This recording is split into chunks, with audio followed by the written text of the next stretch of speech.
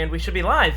Good morning, everybody, and welcome to the Digital Learning Channel. We are so happy to have you back. As you can see, I've got my Patriots garb on today because they won yesterday, and I am a huge Cam Newton fan. You can see Steve is giving me the thumbs down here. So, hope you had a great weekend. Hope you got some rest. Hope you got to watch a lot of football and sports. There's some awesome basketball going on as well. I know I almost had a heart attack when the Celtics played the Raptors Game 7 Friday night, so it's been good times in the Bolka household, and we are excited to have you here this morning. Let's take a look at our schedule before we jump in. So today we're going to start with the Digital Innovation Team. We're all here together again today to talk about some weekly updates for our NTI 2.0 digital tools, and I believe Kyle Chandler and Russ Hockenberry are going to lead us through that discussion. At 9 o'clock, we have School Connects for teachers coming back with the School Connects team. Then at 9:30, we have Savas coming back, but with a different look this time. They're going to be talking about some focuses, mainly addressing the COVID slide in reading and math. And then they'll be back at 10:30, probably with a different team, to talk about setting up the teacher account. And that will be our morning. Also remember, you can follow us on Twitter at JCPSDigIn and tweet the awesome stuff you and your students are doing together to hashtag JCPSDigIn, and we'll make sure to give that a like and a retweet so we can continue to share that brilliance around the district. Also, if you go to the JCPS Digital Learning Channel, which you're on now, you can give us a follow or a subscribe, and you'll be updated with all the new videos that we post.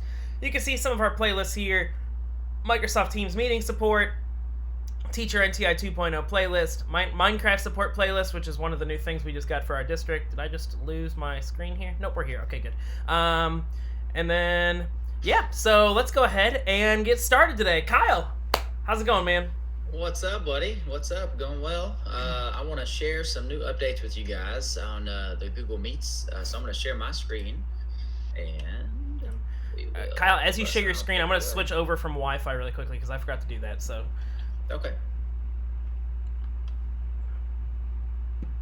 Okay, hopefully everybody's still here. Yeah. Yeah, I think so. Yeah. All right. You guys seeing the Google Classroom screen here? We sure are. Perfect. All right. So as you can see right now, the in my pretend Google Classroom here, my tester, the link is set to not visible for students.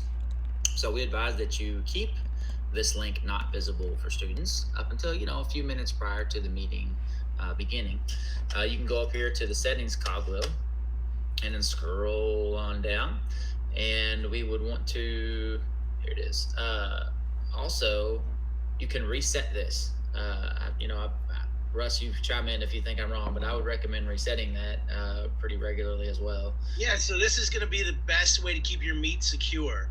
So when you reset that link, it makes your old link dead, so the kids can't get in there if they've got the old link. You just got a brand new link, and if you reset it and then you hide it, you make it invisible to students, then they can't even see your new link until you make it visible. So it's just going to be the best way to keep your Google Meet secure is to reset that Google Meet link after each use. Absolutely. Don't forget to turn it to visible just prior to the beginning of the session so the students can see that. And then you save.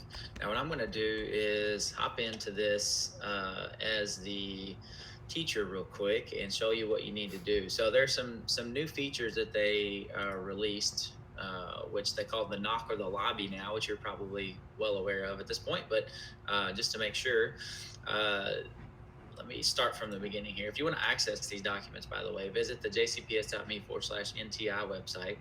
You can scroll down to the core digital tools, and we have two core synchronous instructional digital tools, one of which, of course, is Microsoft Teams, which we continue to work with. I think they've got a meeting with them this morning at 10 for new updates for next week. And then, of course, Google Meet. So we've got resource lists for both tools listed here. The sheet that I was just on, the resource list, is this one. And they've published this. This was brief, just kind of an overview of the new features that kind of put it back in the running, where you had the lobby and some other features we'll discuss here shortly. Then you also have the tips to keep your Meet session secure. And so we continue to work to update this also. And you'll see that it also references the lobby and knock feature now. And all the way down, if you keep going, there's even guidance on recording still that is available to you if you have questions or need resources for that. So just want to make sure you knew what these were, where they were, before we dig in any further here. So I'm going to hop in and open this up now. Okay, so I'm going to be the teacher and I'm ready for class. I'm going to click on my link and open this up. And when I do that, it's going to, in theory, anybody then that once I join completely has the link, it'll work like it always has. They can hop right in. So if I join now. So Kyle, jump in here. The great thing about having your meet based in Google Classroom is the kids just know to go to Google Classroom and look in the header and click that link every time. So it's just running everything through Google Classroom is a great idea because it makes it easy, a one-stop shop for your kids. They go to Google Classroom, they look in the header, they click on the link, and they're in your meet. Absolutely. Yeah, it's certainly the recommended method, not the only, but especially when you think about, K-5 and, it really simplifies things. So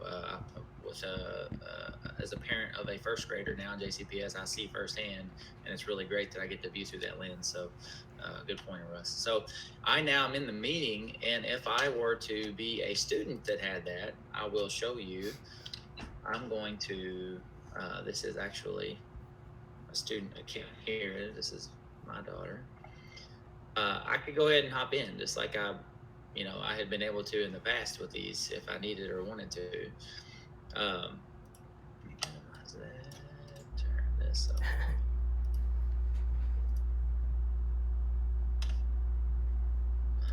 It's around here somewhere.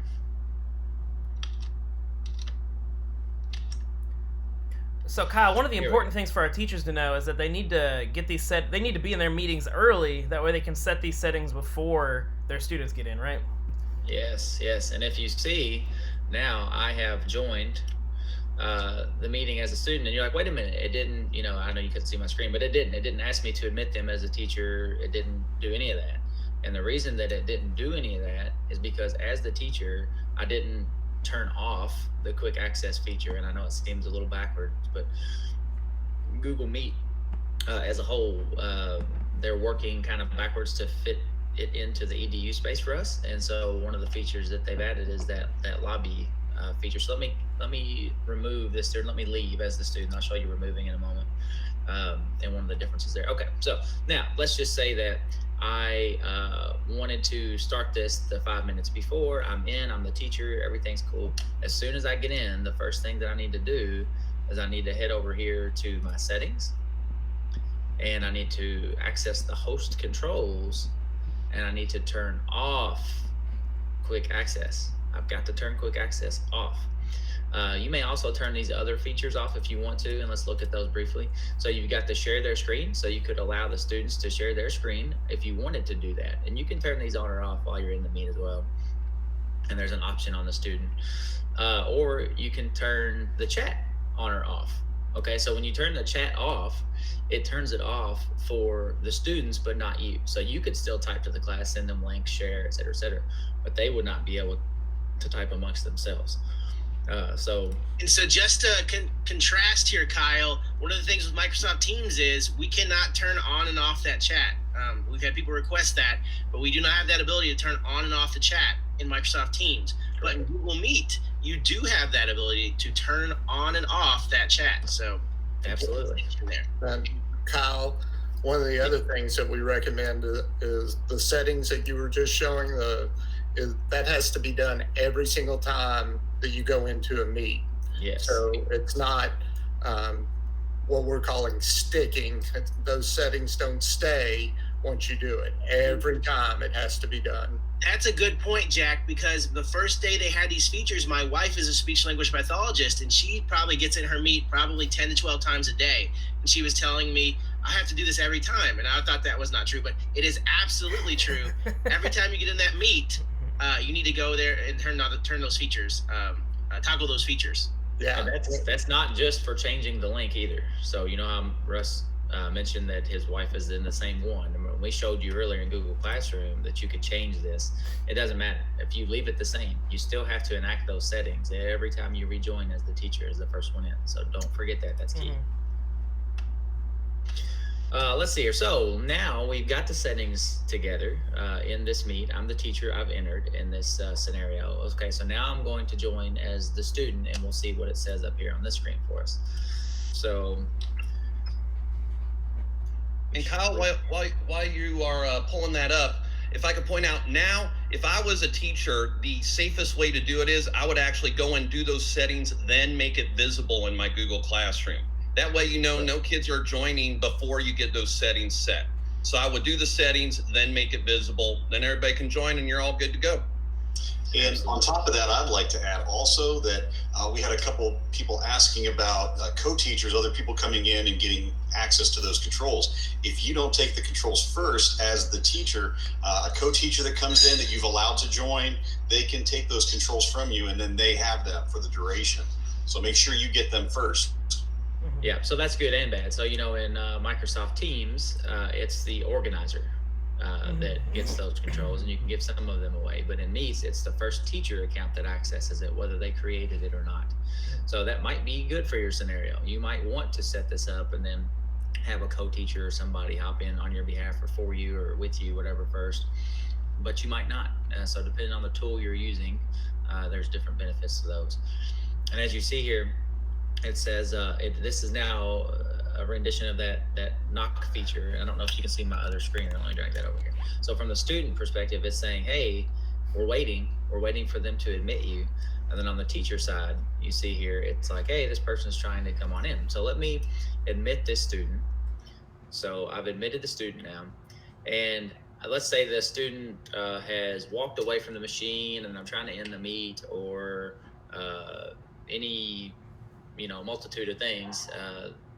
I may need to eject the student from the meeting or remove the participant. So I'm going to go up here to my participants list, and I'm going to look at people, and then I will go to the student and I will remove from the meeting. Okay, so I'm like, all right, back to class, or let's go ahead and end the meeting, whatever it is.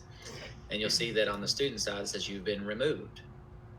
And if I try to rejoin that meeting now as the student,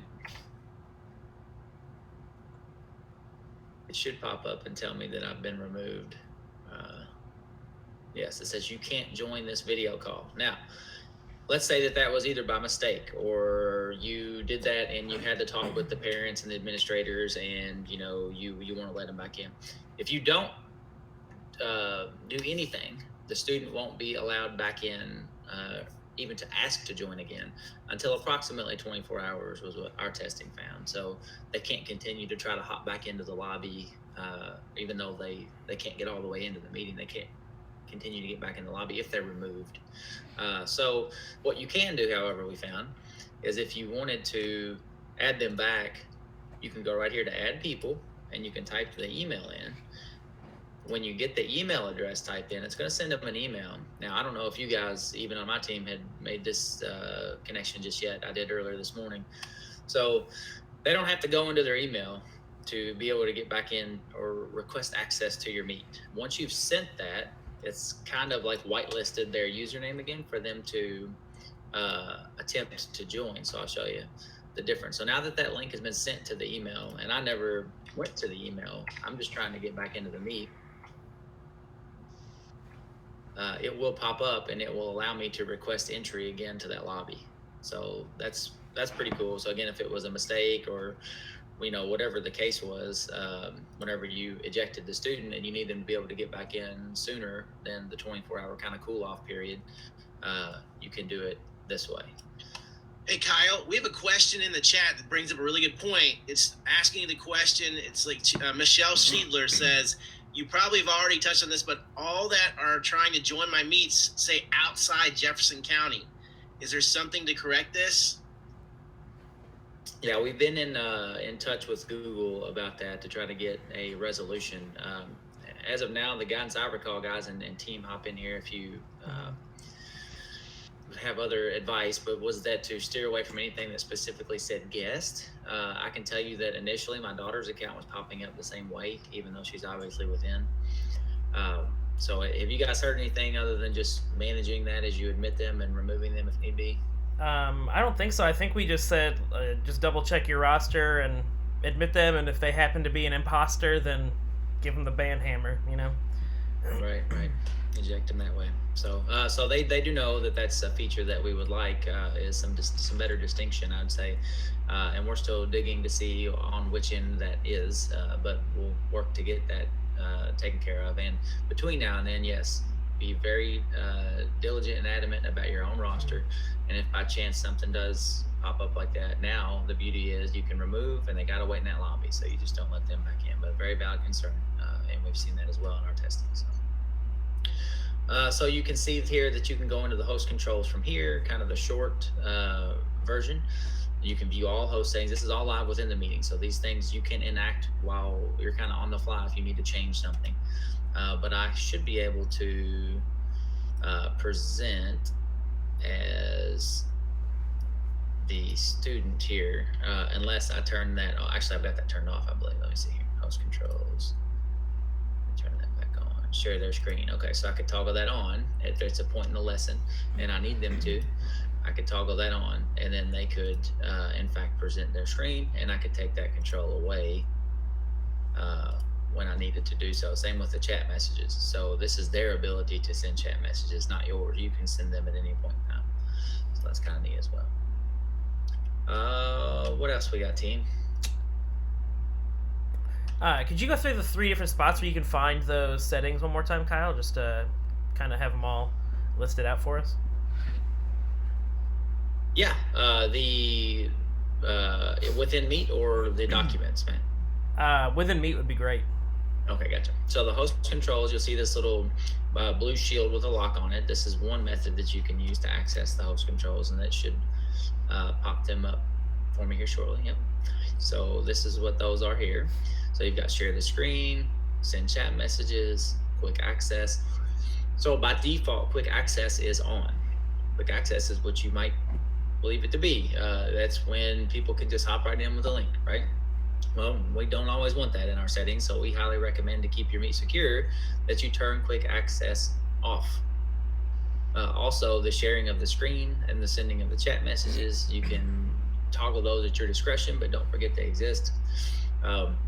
And I think by default, everything is on. So they can chat, they can share their screen, and they can pop right in. So you have to go in every time you open a Teams meeting and affect these settings for them to work. So that's one method. You've got the 3 dots down here, the snowmen. You can get into your settings that way. And you can go to host controls, and then those are the options there.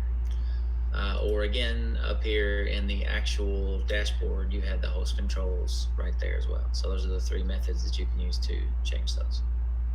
So a teacher could be doing instruction, and then when she's ready for the students to participate, she can go ahead and turn that chat control on, correct?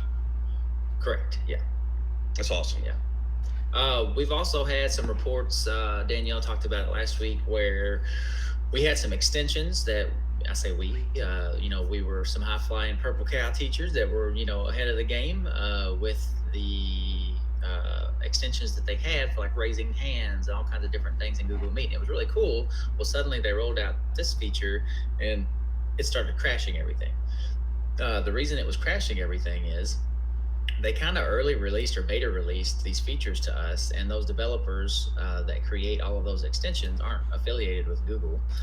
And since they didn't have access to the beta version, they couldn't update their extension. Long story short, it was causing conflict, and you guys were having issue accessing the controls.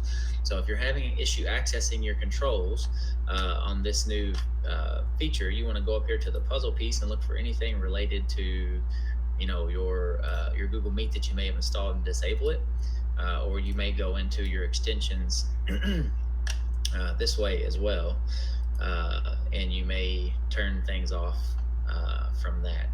So a few different ways, a few different things to look for, but you can get in and check those settings and turn things off.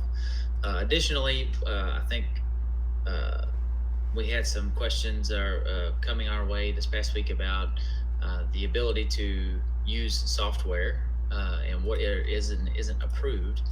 Don't forget, guys, if you visit jcpf.me/software, you can see live lists of everything that is either pending approval, approved, and if you sign in, you can actually get a little bit more info. So if you do a search through this site, you can go through and see by content area, its use, whether or not it's approved. So ABC, yeah, let's look at that. Okay. So there you go. So IT says that this is not approved, and it tells you why, and that's what's going on there. So that means you can't purchase this, you can't use this. If you find one that's not on here, and you're like, oh yeah, this is a great tool, all my teachers love it, I really want to get this pushed out to Chromebooks, or I want to, have the kids create a login for it and tie it to Clever, whatever it is, you can request that right here.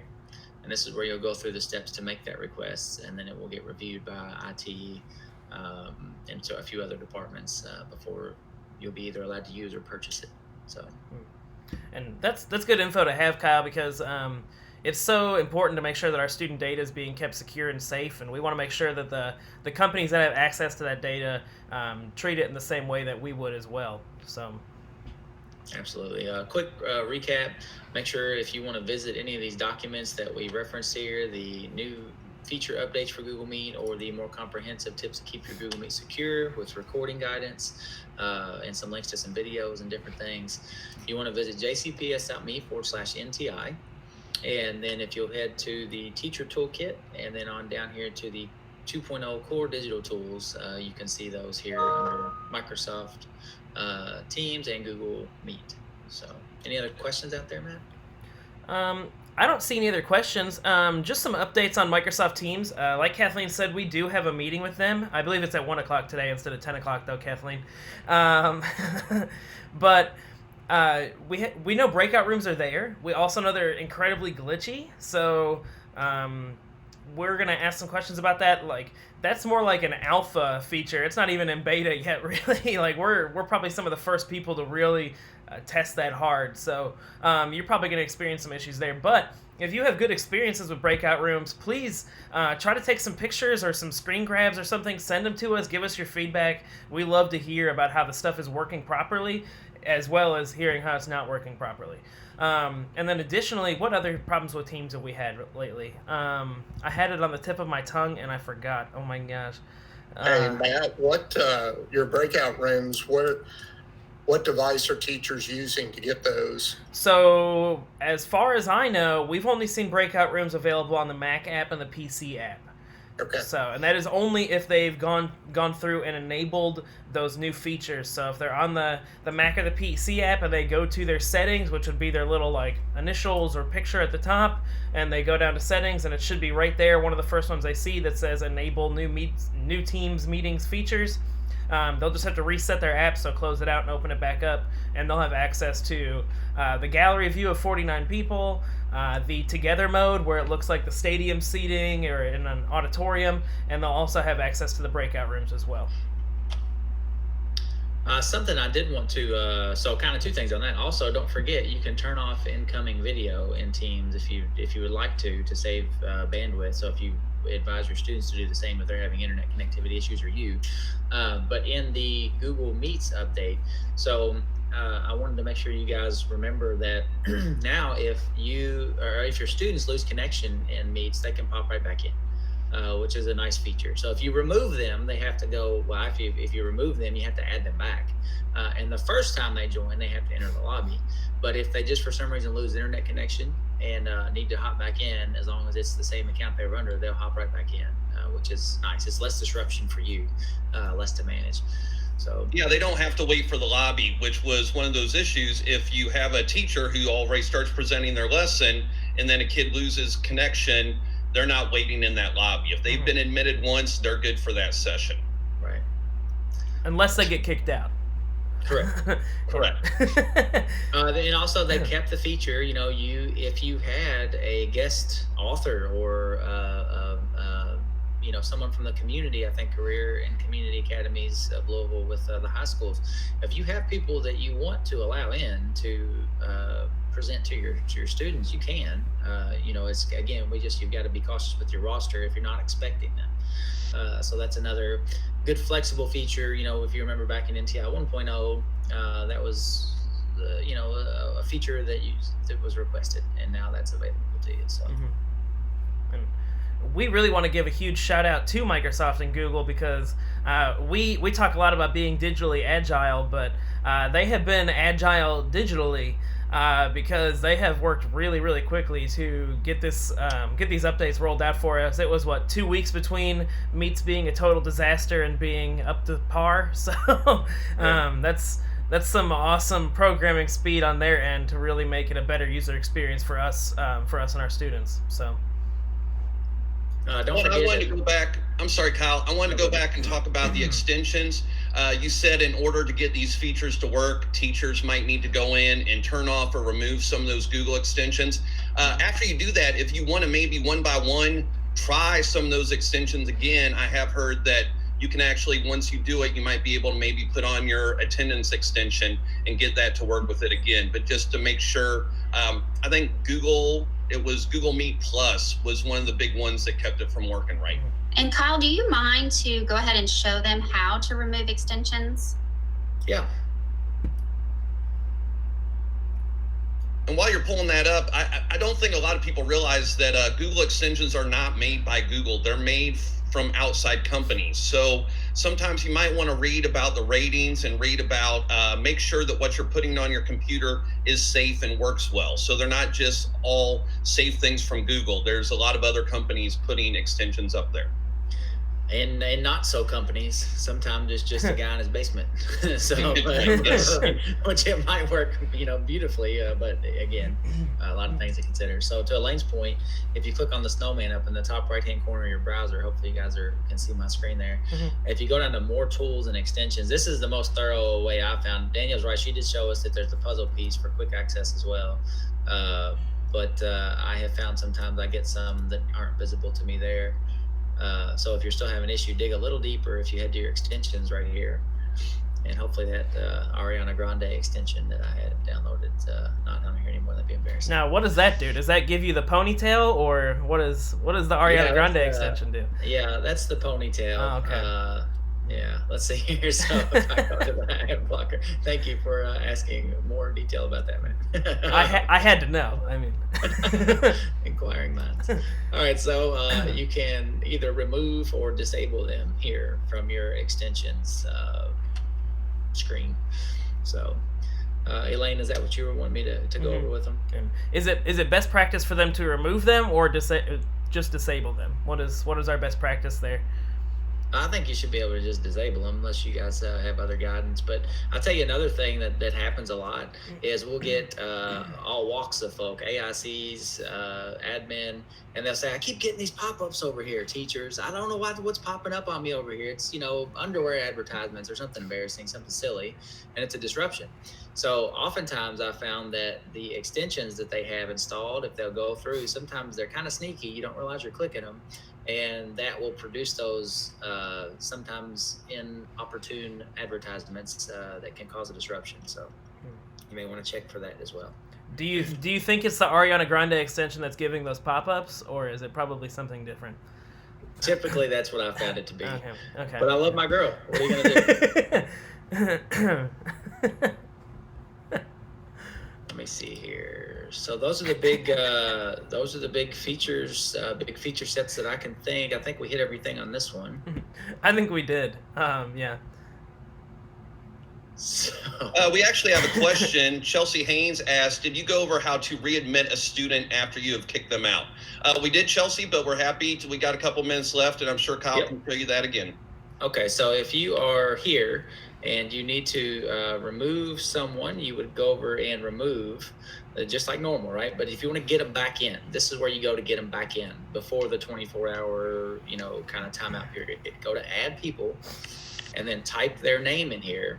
It's going to tell you it sent them an email, and it will, but it is not, they do not have to access their email to get back in. As soon as that invite is sent, it is allowed access for their account again, and they can immediately attempt to rejoin. So I hope that made sense to you there, but that's the long and short of that. And then the student would be allowed back in at that time. Well, alrighty. So I see some of us on the digital innovation team are dropping out to make room for our School Connects friends as they get in here. Thank you all for your questions. If you have any more of them, please let us know. we are happy to do it. You can see pretty much everybody on the digital innovation team down here. We have our blue blockers on, so if that light is 500 nanometers in wavelength or less, we are just not having it. We got to protect those eyes. Thank you for tuning in this morning, and to quote our friend Ariana Grande, thank you, next. We are going to take a look at our schedule really quickly. So if you go to jcps.me/NTI, go to the Teacher Toolkit and click on the live virtual learning schedule, you can see that we are hitting our 9 o'clock hour here, and we are going to have School Connects for Teachers, and it looks like we have Emily in the chat right there. Good morning. Hi, how are you? Doing well. How are you? Great, thank you. Give me one more second. I'm so sorry. No, you're totally fine.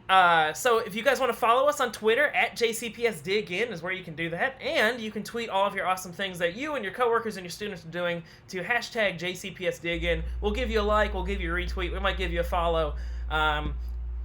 And then you can go to jcpsdigitallearning.com, which is where you are now. If you subscribe, you'll be updated every time we go live. And we have all these different videos on here. So we have Microsoft Teams meeting support. We have Gifted and Talented playlist, Minecraft support, Teacher NCI 2.0 playlist, which has 72 videos in it now. Soon to be more after I upload these from today. So great place to find all that information. And we love to provide that for you. So, we do have Emily from School Connects here, and it is 9:01, and I would hate to eat into any more of your time, so I'm going to let you take that away. Sounds good. Thank you so much. Good morning, everybody. Let me just share my screen. Give me 1 second. Okay. Here we go. Okay. So, good morning. Ooh, thank you so much for joining us. For those of you who have been with us, we've been on, this is our, I think, fourth week in a row doing this. So we're going to do something a little bit different today. We're going to go ahead and go through the basics of School Connect. So if there are any of you on here who haven't joined us yet, that's totally fine. We're going to get you up and running. But we're going to do that just a tiny bit faster than we have been in the past, so we can hopefully show you some additional features at the end for those of you who have joined us before. So that said, I'm going to go ahead and jump in. My name is Emily. I am a former classroom teacher, and I work with School Connects to support our partner schools and partner districts. And my colleague Lisa is in the chat. So if you guys have any questions, feel free to go ahead and drop them in the chat window, and she will get back to you. So for those of you who don't have a background at all on what School Connects is, we are a comprehensive two-way engagement and communication solution. And what we really hope to do is to help you overcome some of the barriers that you face in engaging with 100% of your families and getting everyone involved in your school community. Some of the ways that we do that are by providing two-way translation. So what that means is that you can go ahead and send your information out to all families in English, and each family will be able to translate that into their preferred language. We'll show you what that looks like when we go through a couple slides. I'm going to show you what School Connects looks like both from a parent's perspective and from a teacher's perspective. So when we're in as a parent, you'll see what that translation feature looks like. There's also text-to-speech involved, and that is to help overcome any adult literacy challenges at home. You can include audio recordings, so those can be in any language. And then there's also a lack of dependency on phone numbers. So we know that parents are changing their phone numbers all the time. And so what this is going to do is it's going to allow you to reach your parents and any family members even after they change their phone numbers. So as long as they download School Connects on their phone, you'll be able to reach them regardless of what their phone number is. What we also do is we import student, family, contact, and roster information directly from Infinite Campus at least once a week. So you don't have to either enter any of that information or change it as your class rosters are changing. We just did our last import on Friday evening. So if you have any students who switched classes last week, those are already updated in School Connects for you. You don't have to worry about that. And then one other thing that's really important is that because everything is in-app, all contact information is going to remain hidden. So families will feel like they're texting with you, but they're not. It's all in-app. They don't have access to your phone number, and they don't even have access to your email through School Connects. So let's talk a little bit about how you get on board. First of all, you as staff members will all receive invitations via email. And so these will come to your JCPS email address because that's the only piece of contact information we import for staff members. And so you'll get an email that looks exactly what you see, like what you see on the right-hand side of your screen there. Guardians will receive either a text or an email invitation, depending on the contact information available for them at Infinite Campus. And then there's also a way that you can print invitations for any user. We'll talk a little bit about this once we're actually in the app, so that you can get families for whom there is missing or incorrect contact information in Infinite Campus. Okay, so this is one really important slide. So if you're going to remember one thing from today, try and remember this one. There are kind of two different ways you can communicate through School Connects. One of them is through posts, and that's going to be news and events. And this is one-way communication out to a large group. So this is going to replace your flyers, your mass emails. Again, we import your school, your grade, and your classroom level groups. So you can choose exactly which one of those you want to send these out to. You can also create your own groups. So if you want to create a group of your highest achieving or most struggling students across all of your classes so that you can send information that really pertains to those families, you can create that group. So you can include images, attachments, audio recordings, you can embed videos, and this is going to look and feel kind of like social media for parents. They're going to be able to read your posts, they're going to like them. Of course, they can translate them and have them read aloud, but they're not commenting on it. So you don't have to worry about parents commenting on them. When you want to engage in two-way dialogue, that's going to be in messaging. So if you look at the right-hand side of your screen, these are messages, and this is going to be two-way communication. This is where there's really strong dialogue happening and really strong relationships being built in School Connects. So these are going to replace your notes, your emails, even phone calls home. It's going to also give you a really easy, convenient platform for positive phone calls or other quick messages that you just didn't have the option to do before. So you can send these to any individual user or users. So if you have one student or a couple of students and you want to send messages to both guardians of a student, you can do that. You can send it to multiple users. The only thing we will say is these are going to behave just like group texts. So if you send a message out to 10 parents or your entire class and someone responds, everyone will see it.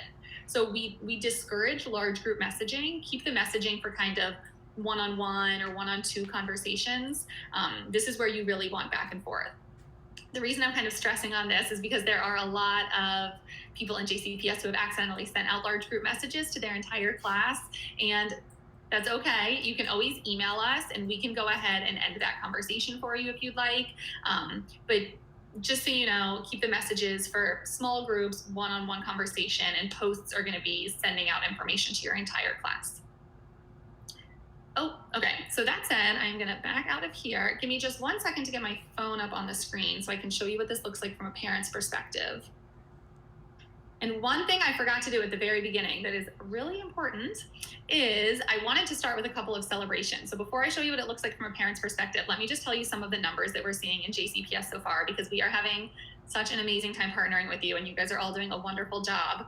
So let me just give you a quick status update. So far, 62% of your families have activated their accounts, which is phenomenal. We launched a little bit less than a month ago, so that's a great place to start off at the beginning of the school year.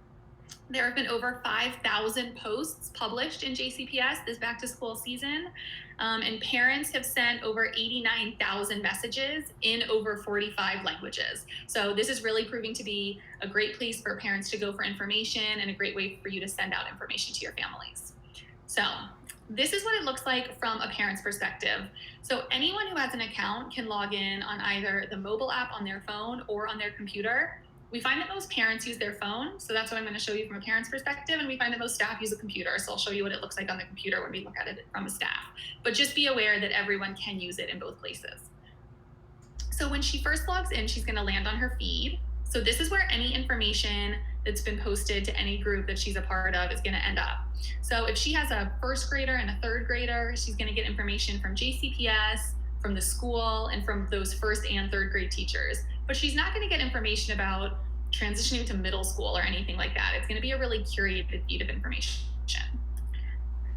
For anything that's posted, she can tap on it, she can translate it, she can have it read aloud to her by clicking hablar. She can like it, but you'll see that that's really it. So it's going to look and feel, like I said, by design, really familiar. It's going to look and feel like social media. So that's a news item. It's just information. You can also post events into parents' feed, and an event is going to look like this. So it's going to have either a URL or a physical address.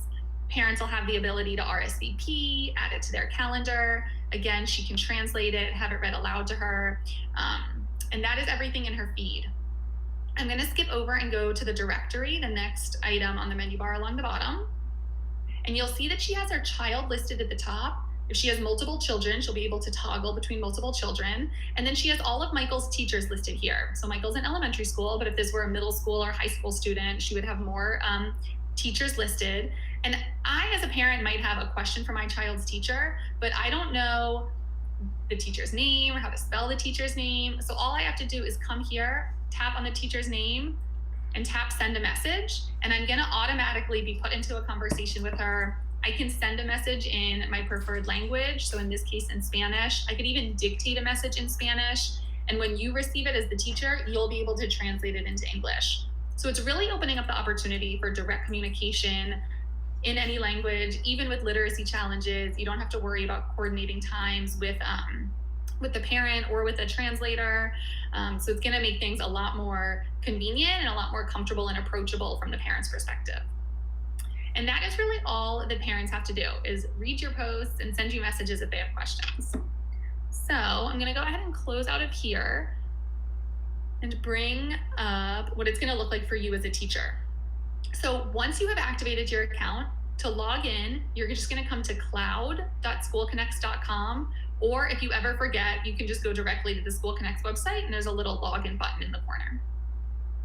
So once you're logged in, same thing for you. You're gonna land on your feed. It's any information that you've posted or that's been posted to a group that you're a part of. And if you wanna add news or you wanna add an event, I'm just gonna come up to this little green plus sign here and click news, if I wanna add news. And let's say we are gonna post talking about characters. And this is just going to be a little post to help parents support their children reading fiction texts at home. There are a lot of optional things here when I'm posting news, so I'm gonna show all of them to you now, but just be aware that you don't have to click all of these. So one of them is that you can schedule a post. And what that's gonna do is it is gonna let you create the post now, but not have it go live until later. So you might want to take advantage of this if you're creating a post late at night, which I hope you're not, but I know sometimes you are, and you don't want all of your parents to get a push notification on their phone late at night. I could go ahead and take advantage of this schedule post feature. You might want to do this. You might want to sit down every Sunday and set something to go out every Tuesday and Thursday. I can go ahead and schedule the date and even the exact time that my post will go out. If I don't check this box, it'll go out immediately. There's also an expiration date affiliated with every post. This is just to make sure that everything in your parents' feed stays relevant. It's going to default to 2 weeks, but I can change it to shorter or longer, whatever I'd like. I can attach an article image. This is optional, but it is something that we very strongly recommend. If you think about kind of what catches your attention when you're scrolling through social media, it's usually things with pictures. So give your parents that same opportunity and try and catch their attention with a picture. So this can be any picture you've downloaded from online, or if you're posting from your phone, it can be anything from your camera roll. You can also add attachments here. You might have noticed one of the posts we looked at when we were looking at it from a parent's perspective did have an attachment. So I could go ahead and add an attachment here. I can add a PDF or additional images. The only thing I will caution you on is that we will not be able to translate the content of the attachment because we don't have access to the content. So if you're putting something with a lot of text in it as an attachment, just make sure you go ahead and copy that text, and you also put it down here in the body of your post, especially if you know that a lot of your families are going to be relying on that translation. You can also click here to create an audio recording. This is definitely optional. We're not going to go into it a lot today, but just know that you can create an audio recording, and you can choose to either send it to all recipients or only the recipients who speak a specific language. Okay, and then this is where I'm going to put the content of my post. And I just realized I forgot to copy it already. Sorry, for the sake of time, I'm just going to copy and paste this post. And I can go ahead and format the text. I can embed videos in here. If there's a video that you either watched with your class or created with your class and it's hosted on YouTube or Vimeo or any of a number of other sites, I could go ahead and copy that URL and paste it right here in the body of my news, and then that video would come up as an option to click right here in my news item. Here's where I'm going to select my recipients. So I'm going to go ahead and click Add Group. And all of my groups that I can post to will come up here. So this again is going to be any groups that you are linked to an Infinite Campus. It's also going to be the school group. You'll notice that for some groups it says requires approval. So if you want to post to your entire school, if you have an extracurricular opportunity or anything like that, I can go ahead and post to the entire school. Just be aware it's going to go to your administrators for approval first. For the sake of this post, I'm just going to go ahead and post it to my class. I can ignore the checkboxes down here if I'm in elementary school. These checkboxes really only matter if you are in a high school that has enabled student accounts. By default, student accounts are turned off at all schools, and some schools have opted to turn that back on. So if you are at a school that has enabled student accounts, you can choose if you want to send this to the students in your group or to students' guardians. And students' guardians, those are the students who are in your group, the guardians of those students. As opposed to guardians over here, which is any guardians who are actually members of your group. So once I have any of the checkboxes I want selected, I can go ahead and click Add Groups. I can set up a reminder to go out, link to this post in the future. Let's say I'm posting about something that's a month from now. I might want a reminder to go out in a couple of weeks. I could go ahead and create that now so I don't have to worry about it later. Once it looks good, I can preview it, publish it out, and I'm good to go. I can do the same thing with events. And then once I have anything published, I can go ahead and come down here and click Read More. You'll see this is the post we just published. And there's this little eyeball icon here. I'm going to go ahead and click on that. And this is going to give me access to my views. So here I can filter by who has read it or who has liked it. No one has read this yet because I just published it. But this is going to let you see who has read and liked your post. And again, you can do that for any post that you yourself have published. I have a couple other tabs here under my feed of where other posts that I've created have gone. So just so you know, you have access to some other things here. I'm going to skip this messages tab and take you down to the directory. The directory is first and foremost just a directory. So it's going to give me access to everyone in my school. I want to draw your attention to a couple of things. One of them is this last access column. This is going to show me when everyone has last logged in. So you'll notice that there are a lot of people here who have logged in. For anyone who does have a date under last access, that means they've activated their accounts. They're good to go. So I could go ahead and send them a message. So let's say I wanted to send Michael a message. I would just hover over his name, come to the gear icon and click message me. Now for some parents, excuse me, or for some users, you're not going to have that option. You'll notice that Asmahan here does not have a last access date. That's because she's never activated her account. So when I hover over her name, instead of being able to message her, I can go ahead and send her an invitation. So if I click this button, it's automatically going to send an invitation to her via email or text, or she'll get a text invitation. One other thing I want to show you is how you can message your students' guardians, even if you don't know their names. We certainly don't expect you to know all of your students' guardians' names, especially this early in the year. So if I wanted to send Scott's parent a message, I could just type in Scott's name, click this little down arrow, and then both of his guardians will show up. So if I wanted to send Jeff a message, I could just come here, click send message, and it'll bring up my message thread with Jeff. Now, I might know his name already, or I might want to respond to a message. In that case, you can just come directly to your messages tab, and all of the message threads you've been a part of are housed here. I'm gonna move down to the groups tab. Actually, I'm so sorry. Give me 1 second. I'm going to switch accounts and log in as another teacher. And then 1 second, I'm just going to check in with my colleague about a question we had. Does it carry out any push notifications for messaging on the web? Yeah. So if you want to, I'm going to take a quick break before I go to groups and show you how to edit your profile. So I'm going to come up here to my own profile and click my profile. And from here, I can edit it. A couple of things while we're here. First of all, we really strongly encourage you to add a profile picture this year. This is something that people have always had fun with in the past, but this year it's important. A lot of your families aren't in students even, aren't have an opportunity to meet you. So adding a profile picture is a really good way to connect with them. We've had a lot of people add really fun profile pictures, maybe like reading their favorite book or whatever you want to do with it, but please add a profile picture.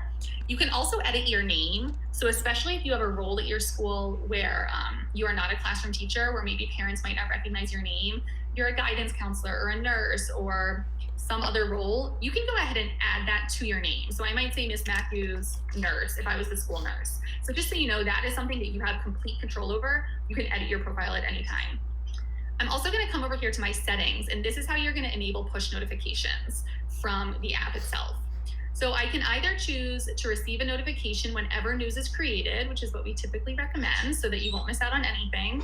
Or if you're getting a lot of notifications, I can also choose to receive one notification per day for my news. You'll still get a notification anytime a message is sent. But if I want to receive a push notification for news just once a day, tell me every day at 7 o'clock what news was created, I can go ahead and do that. And I can even set the time I want to receive that push notification. Really nothing else you have to edit in here. So I'm going to click save. Just be aware, if you have done that and you're still not receiving push notifications on either your phone or your web, you'll still have to edit these in your phone settings or your web browser settings. But that is how you can go ahead and set it in the School Connects app. Again, you can do the same thing from your mobile app. Okay, now I'm going to jump down to groups. And this is where you're going to have all of your groups listed. So again, I have created a lot of additional groups. I have reading groups in here. I have a student service learning club in here. So I'm going to have the ability to do a lot of different things with my groups. You'll notice some of them have a flag icon next to them. Those are the groups that I own, which means either they were imported as linked to me in Infinite Campus or I've created those groups. So let's talk about a few different things you can do here with your groups. First of all, you'll notice when I hover over a group, this gear icon appears to the right. So there's a lot I can do just from here. I can do a lot, but first I'm going to click on the name of the group and show you some more information you get here. If you click on the name of the group, it's going to give you just a little snapshot of how School Connects is being used in that group. So if I click on my class group, I can see how many posts and messages were sent in my group this week, how many people in my class activated their account this week, some of my most popular posts, the most active users. So this is just going to give you a little snapshot of, again, how School Connects is being used in your group. I can also come up here to this gear icon and click View Member Activity, which you might have also noticed was available on the gear icon under Groups. What this is going to do is it is going to show me all of the students in my class, each of their guardians, and when those guardians have last logged in. Now, this is a demo class, so this class is doing incredibly well. Your class might not have as many people activated yet. That's okay. There's a lot you can do about this. You can kind of take a lot of ownership about this. So again, anyone with a date next to their name has logged in, and this is the last time they've logged in. Anyone who says never has never logged in. So from here, I can resend invitations. So again, I can kind of take ownership of who in my class or who in my group has activated their account, and I can go ahead and resend invitations. Now, this is something that your school might have a policy on. There are a lot of schools in JCPS who are doing a phenomenal job and are resending invitations every week at the school level. So try and find out how your school is handling this before you kind of run with invitations. But just know that this is something you can do. So if I click Send Email SMS Invitations, and again, in most schools, students don't have accounts, so I'm going to send these to students' guardians.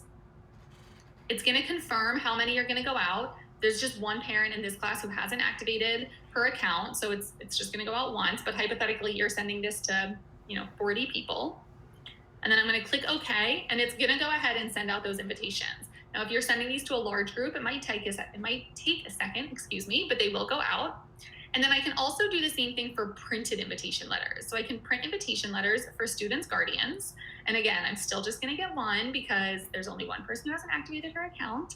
And what this is going to do is it is going to allow you to help connect the families for whom there is missing or incorrect contact information in Infinite Campus. So it's going to give me her registration code and her last name. Now, typically what I would say in in-person learning environments is you can send these home with all of your students, or you can hand these out at back to school night. So if you do have any in-person events, this is still a great option and a great opportunity. Anytime there's an in-person event, hand out these invitation letters. However, even though we are distanced right now, you can still use this to access the parents' codes so that you can give those to them. So let's say you are on a phone call with a guardian or communicating with a guardian in some other way. and you notice they haven't activated their School Connects account yet, as long as you're in a one-on-one situation so no one else sees it, I can go ahead and say, Asmahan, here's your code, here's your last name, let's get you logged in. And then you have her forever. So that is something that you can really, like I said, do and take ownership of, and so you can drive the activation in your own classroom. Okay, I'm gonna go back to my class, and I just wanna show you very quickly, there's a lot of other things you can do with your group. You can, I'm gonna come here and I'm gonna click edit. Oh, and it looks like my internet just completely slowed down. Oh, there we go. Okay. So here you can edit your group. So one of the things you can do is you can edit the name of your group. If your group is imported from Infinite Campus, then it's going to, be brought in with that kind of alphanumeric string. The parents don't know what it is. So if you want to make it a little more parent friendly, I can go ahead and change the name of my group. Here I changed it to Mrs. Matthews class, but you can change it to whatever you want. I can also click manage members. This is something we've been getting a lot of questions about from JCPS, which is a great question, but we've been hearing from a lot of classroom teachers who want to make sure that their instructional assistant or their co-teacher or some other staff member who helps out a lot in their class is involved. And again, that's great. We totally support that. From Infinite Campus, we only get, the information that's listed in Infinite Campus. So once the group is imported, it is yours to kind of own and run with and manipulate so that it works best for you. So if you want to add any other staff members, this is where you're going to come. You're going to go to manage members. And you'll notice there's this blue add users button. So I'm going to go ahead and click that, and I'm going to type in the name of my co-teacher. I type Amy Mann, and I can click on her. I'm going to click OK. And then Amy Mann is in my class. I'm just going to type her name in up at the top so that she comes up here. And you'll notice she's right here. So again, if I hover over her name, a gear icon appears to the right. I can even come down here and click edit permissions. And this is not something anyone ever has to touch. This is completely optional. There are default permissions put into place so that any staff member who isn't the owner can do certain things in School Connects. But just so you know, this list of permissions is here if you want to give them access to other functionality just within your group. So changing any of these permissions does not change what Amy can do in any other groups. It's just going to change what she can do in my class. So for example, by default, she can create posts, but they're going to come to me for approval. And if Amy's my co-teacher, I trust her. I don't want to have to deal with approving her news. I can go ahead and click can post without approval. And then she's all set. She can post whenever she wants. So those are just a couple of ways that you can go ahead and edit your groups. And I hear there are a couple of questions. Nope, no questions. Just kidding. 3 minutes, not 3 questions. Okay, so those are a couple of ways that you can edit your group. Again, they're imported from Infinite Campus on a at least weekly basis. So you don't have to go in and edit your students or anything like that. But if you do have a staff member working with you, or you want to edit the name of your group, or you want to re-invite your families, you can go ahead and run with that. All right. So what do you do next? First of all, if you haven't activated your account, definitely do that. If you haven't received an invitation, it is probably for one of 2 reasons. One of them being that you're also a JCPS guardian.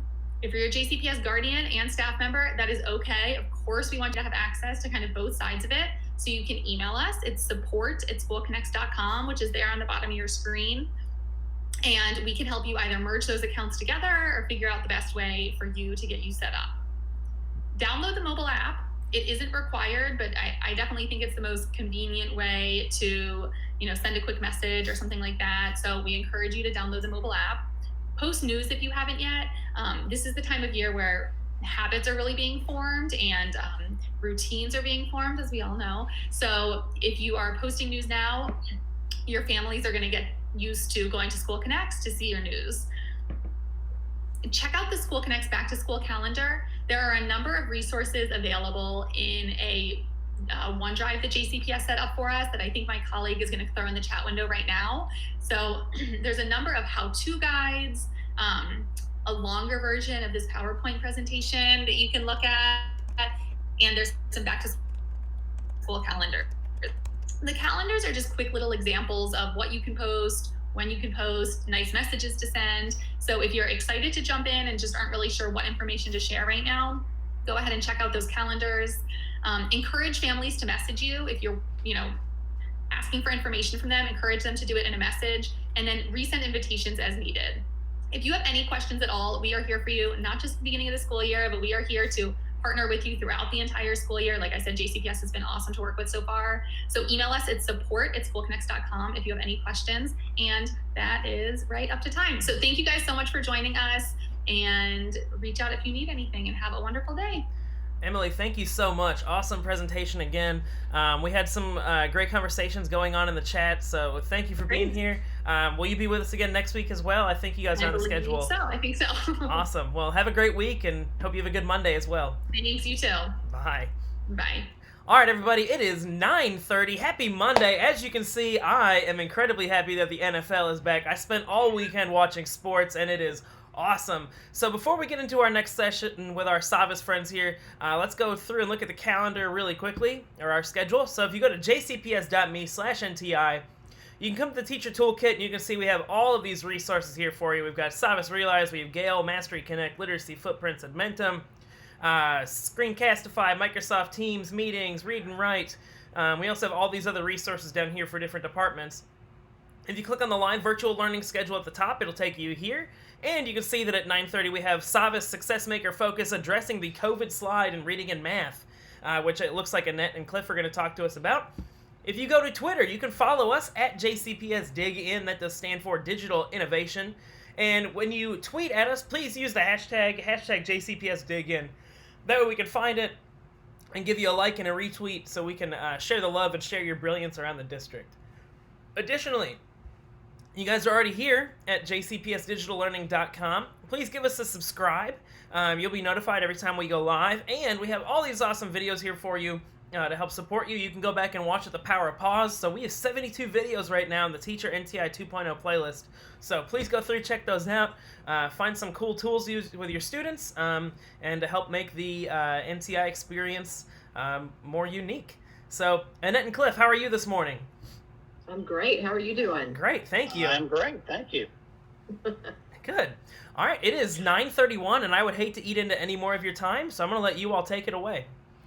Okay, I'm going to share my screen. Okay. I'll get my slides up.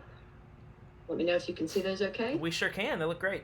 Okay, great. All right, so let me move this over here. Okay, so welcome everyone. My name is Annette Taylor, and you see Cliff down there in the little band of people as well. He is your account executive, account general manager for our Success Maker and our whole Savas One implementation. And we are very excited to help partner with Jefferson County. So I'm going to jump right in and talk to you about Success Maker Focus.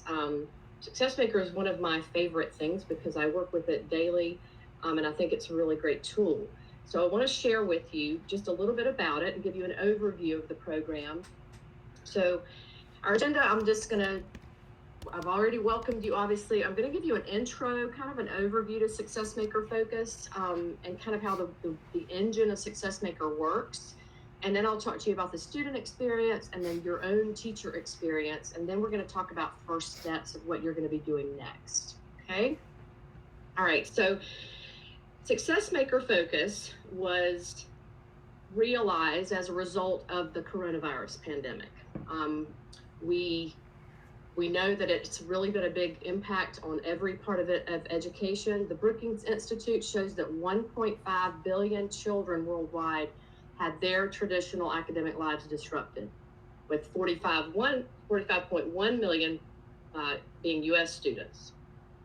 Make no mistake, I know that you and all of the educators across the country rose to the task of teaching. You have done wonderful, amazing things you probably never knew you could do. And we also realized that we had to play a part and begin to form a plan. So the result was Success Maker Focus. So I'm going to talk to you a little bit about it now. In my slides here.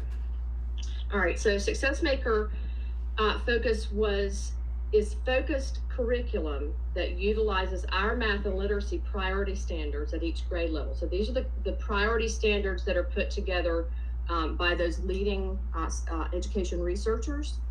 Students will have the opportunity to engage with the priority content from the previous year to determine what they have that was unfinished learning. And we know that starting in March, there was a lot of slide, like he spoke about a minute ago. There's been a lot of slides. So we are hoping that Success Maker Focus will help you address that slide. So we're looking at some of the considerations and the priority standards that we will be addressing in Success Maker Focus. We also have a good bit of data in the program. You'll be able to see real-time data and help guide your daily instruction based on what you're seeing on the reports. Okay. The reading portion of Success Maker is made of components like you would teach a balanced lesson in reading or literacy. So they have focused instruction, they have guided practice, they have interactive practice, and this is just a kind of a compilation of what strands they might see in these different grade levels. So first, your students will be seeing, or when they're actually in the program, they may see these characters. These are the characters they'll see K to 5 in the reading program. So you see hamster and chameleon and Ferris the ferret and bug and parrot. So these are, like I said, the K to 5 environment. They also, when they start third through 8th grade, they will start to see the avatars. And they actually get to choose an avatar when they're working on this. We call them the avatars. They're actually called cognitive coaches, but I like the term avatars better myself. So let's just unpack the lesson structure of the reading. I wanted to share with you that, like I said, we introduce a lesson objective, okay? And the students will be first introduced to that through a movie player. Then they will see on step 2, a text reader. K to 2 will see a text reader. Students at the 3rd through 8th grade level will launch the reading portal. And that'll become more familiar to you when you first see it. Step 3, the students will engage in independent practice around the concept or skill introduced in that movie player. And then they may have remediation if they need it, and that will demonstrate a possible learning gap that you will see on reports and the data that you're going to be able to access. Okay, so I'm going to go in, I'm going to switch screens for just a minute. And Robert, is it okay if I just stop sharing and then share a different screen? Yeah, that's totally fine. Yep. Okay, I just can't manipulate it without doing that. So I want to go in as a student just to kind of show you what it might look like for a student. So let me go back to this.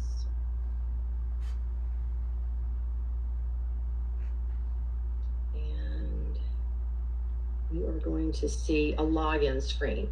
So at this point, I'm going in as a 6th grader. And Anna is in as a 6th grader. When she logs in, she is going to see the language arts or reading Success Maker Focus course and the math course in the grade level in grade 6. So I'll show you the reading quickly. I just want to show you what it looks like when they log in, and it may be a little loud.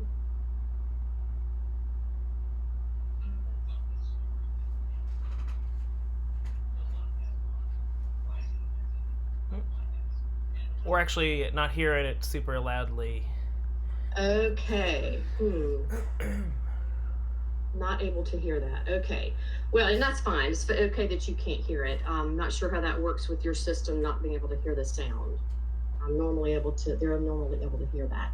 I just wanted you to see that it will start with a focused instruction lesson like that. And they also may have what we call the focused instruction hosts, and they're actually teenagers that are teaching many lessons to those students. So let me just stop sharing and go back over to my other screen. We had a teacher ask in the chat, how do we get to Success Maker on Savvis? Could you go over that one more time? Well, and that's something that you will work with your district on. I think that what they're doing is putting it on Clever as a tile. Is that right? It should be, yes. Okay, so the students and the teachers will access it the same way.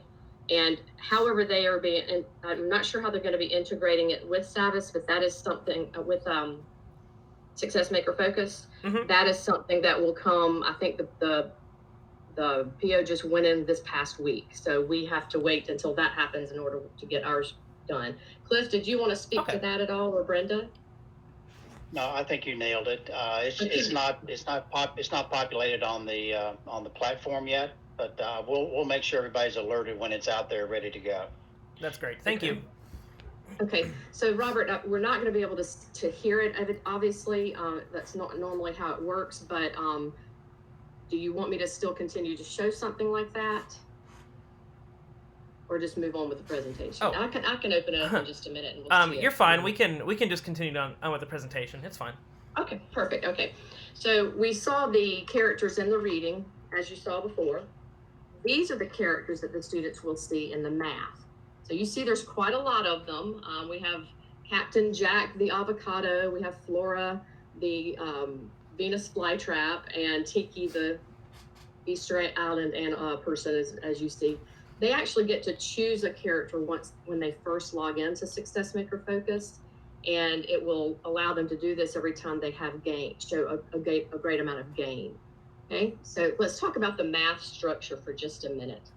When we unpack the math structure, sorry, my screen is blinking for some reason. We take a different approach to instruction in the math. All priority standards from the previous grade level will essentially be in this bucket, and students will receive questions from different standards throughout their learning journey. As students answer those questions correctly and demonstrate a pattern of mastery, Success Maker will mark those skills as mastered. So you will see on the data and the reports that those students that student has mastered that skill. If they exhibit an area of struggle, Success Maker will first determine if there's a struggle point with the prerequisite skills, something that they just didn't quite get a handle on to begin with. If so, those questions will be targeted to bolster the missing prerequisite knowledge. If there's no prior gaps, Success Maker will offer targeted tutorials and then give the opportunity for follow-up. And then the students will then engage in sequential practice of that skill. Okay?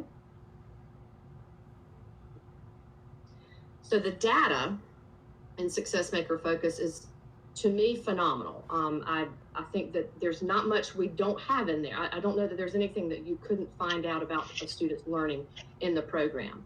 So it takes a different approach to instruction. Like I said before, all priority standards from the previous grade level will essentially be in that bucket. Okay? Mm-hmm. These reports can be accessed through the teacher dashboard, and that's what this is. So you'll see that I'm in here as Jamie's. I'm actually in Jamie's account, and Main Street Elementary is your elementary school will be listed here. You'll see all of your students to the left and the assignments that they've been given to the left as well. Then you'll see some modules at the top, and we're going to walk through this just a little bit so we can look at just the data. And then I'm going to go into a live teacher dashboard so you can sort of see what it might look like once you get started. Okay. So this report, and this is probably my favorite report, this is the last session report. Okay. This is what I call the behavior report, and I've heard some people call it the nip it in the bud report. So it tells you what the student did the very last time they were logged in. Now, obviously, this is old data, but you will see the session date, you will see how much time they have spent, you will see how many questions they've attempted in that session, and how many they got correct. And you'll be looking at their exercises percent correct on this report. We're looking at a score hopefully between 65 and 80% in that level there. And we'll actually give you some documentation about that as well, so you don't have to remember all of those. But you'll have all of your students listed over there in the red. The green is their raw performance, and then the orange is, of course, their time and total sessions and the last date that they were actually in the program. Okay. Get through these. Wanted to show you them a little bit larger. It's kind of hard to see these on this screen, so we make it a little bit larger. The next report you're going to be looking at is the cumulative performance report. And this report is much more comprehensive because it is cumulative. You'll see on the left the names of the students, the same as the ones before. In the green, you're going to see their overall usage. So on the last session report, you saw just the minutes they did in that one session. This time spent is their overall time. So if we look at Caroline, she has completed 21 hours and 27 minutes and a total of 66 sessions. Okay, and then in the orange, you're going to see their instructional information. So again, you're going to see their exercises attempted, but you're going to see their overall number. So Caroline has completed 1,174 questions throughout the whole year, and she has an overall percentage of a 68%. In the purple, we look at mastery, and this is where we get into the nitty-gritty of the program. We are showing that Caroline has mastered 26 of her assessed 35 skills. And this is a reading report. So if we're looking at our skills percent mastered, we are wanting that percentage to be 75% or better. So if you see there, she does not have 75%, but if we look down at this student, he has 100%.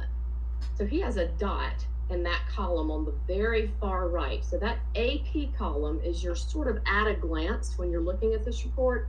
So I'm looking down that column to see which students have those dots or asterisks, if you will.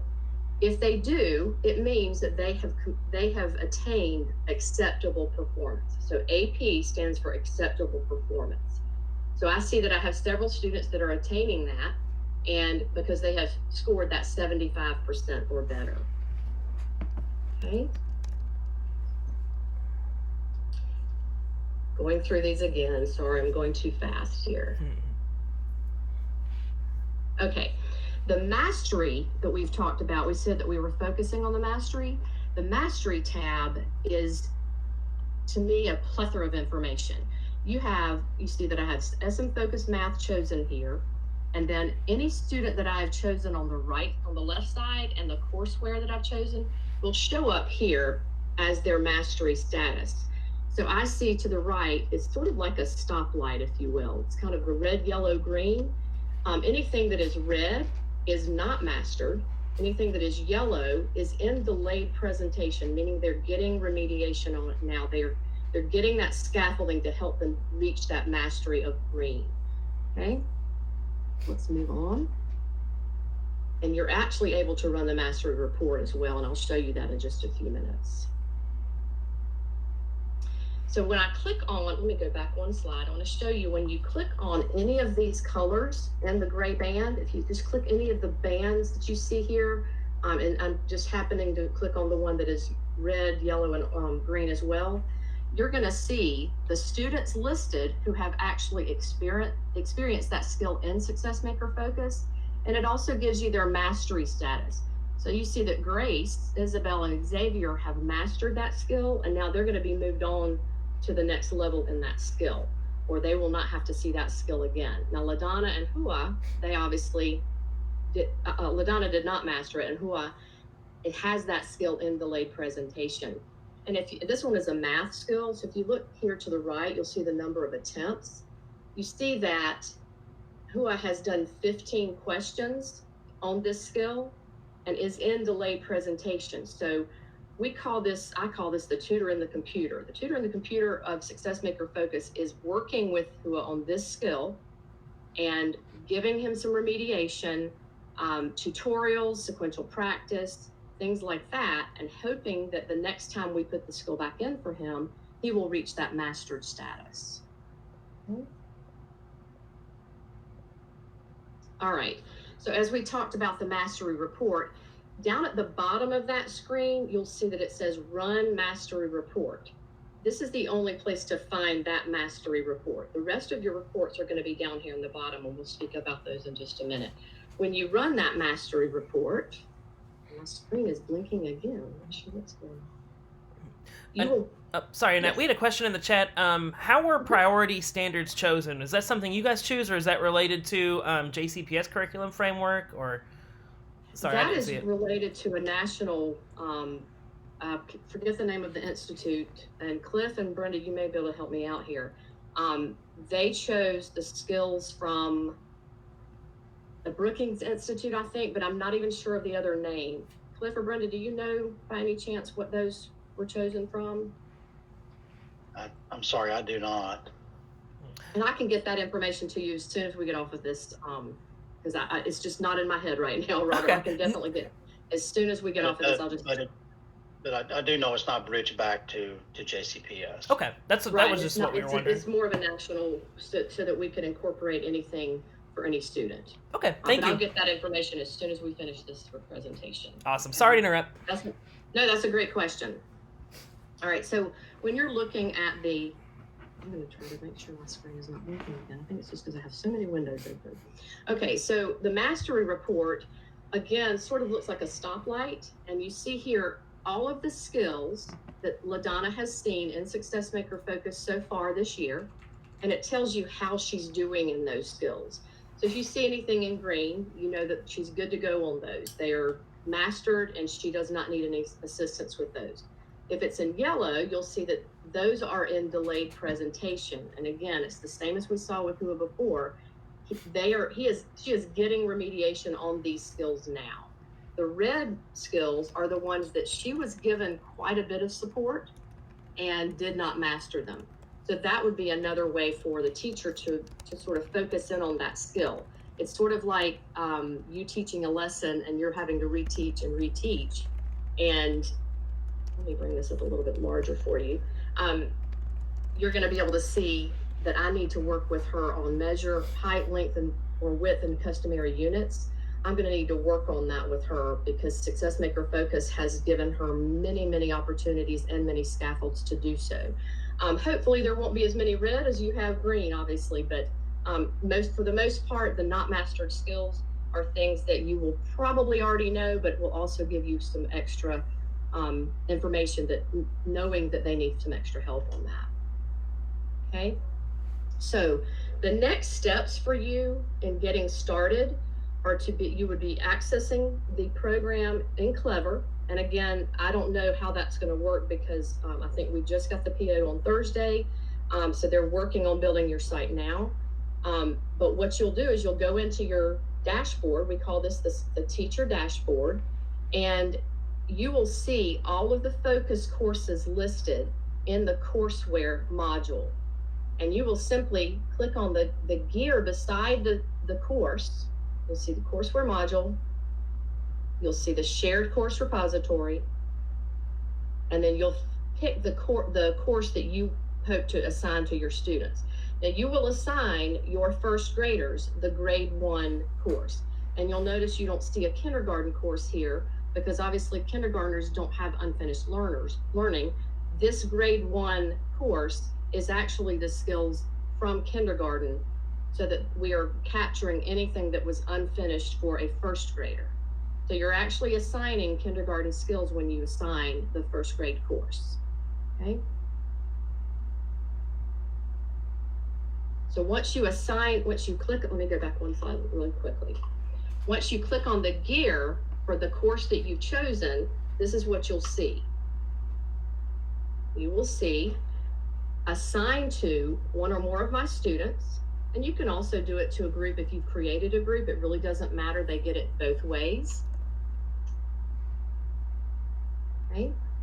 When you click on that, it will bring up your list of students, and all you'll simply have to do is click on the name of the students that you want to give that specific course to, and then click assign.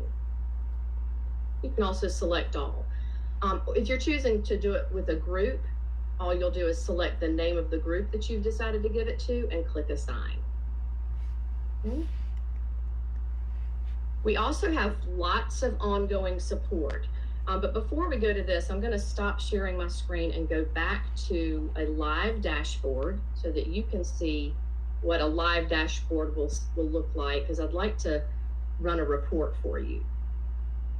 And I also want to go in as a student, even if we can just let you see what it looks like. I'm sorry you can't hear the sounds that are going on, but I wanted you to see what it looks like for a 6th grader or a 3rd grader, either one of those. I've got a 6th grader and a 3rd grader here.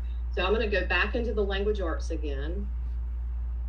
And even if you can't hear it, I just want you to see how it works. They will have this focused instruction. It's in a video form. This is the video player as we talked about earlier. And then over to the left, you'll see the menu. They have a glossary, they have a check progress and a volume, so they can work on those. They also have a close button. And I want to point out, this is really important.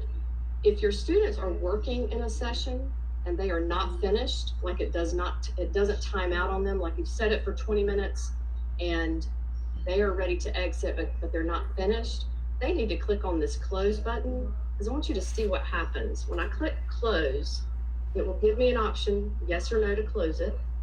And then right at the beginning of that, it's going to say saving assignment settings. So it's very important if they're in the middle of a session that they click on that close button to save that data. It doesn't delete the data if they don't do that, but it just makes it a lot better for you, because that data will not show up on the reports until the next time they do log out correctly. So make sure you're focusing on that in order to help them compile the correct amount of data. Now, the math, I'll click on that one as well, because I wanted you to be able to see what it looks like. I really wish you could hear the sound, but I'm not sure how that's working. So there's an intro video, and they'll only see this one time. And after that, they'll go straight into their program. So remember, I'm in as a 6th grader. So they go through this little intro characterization.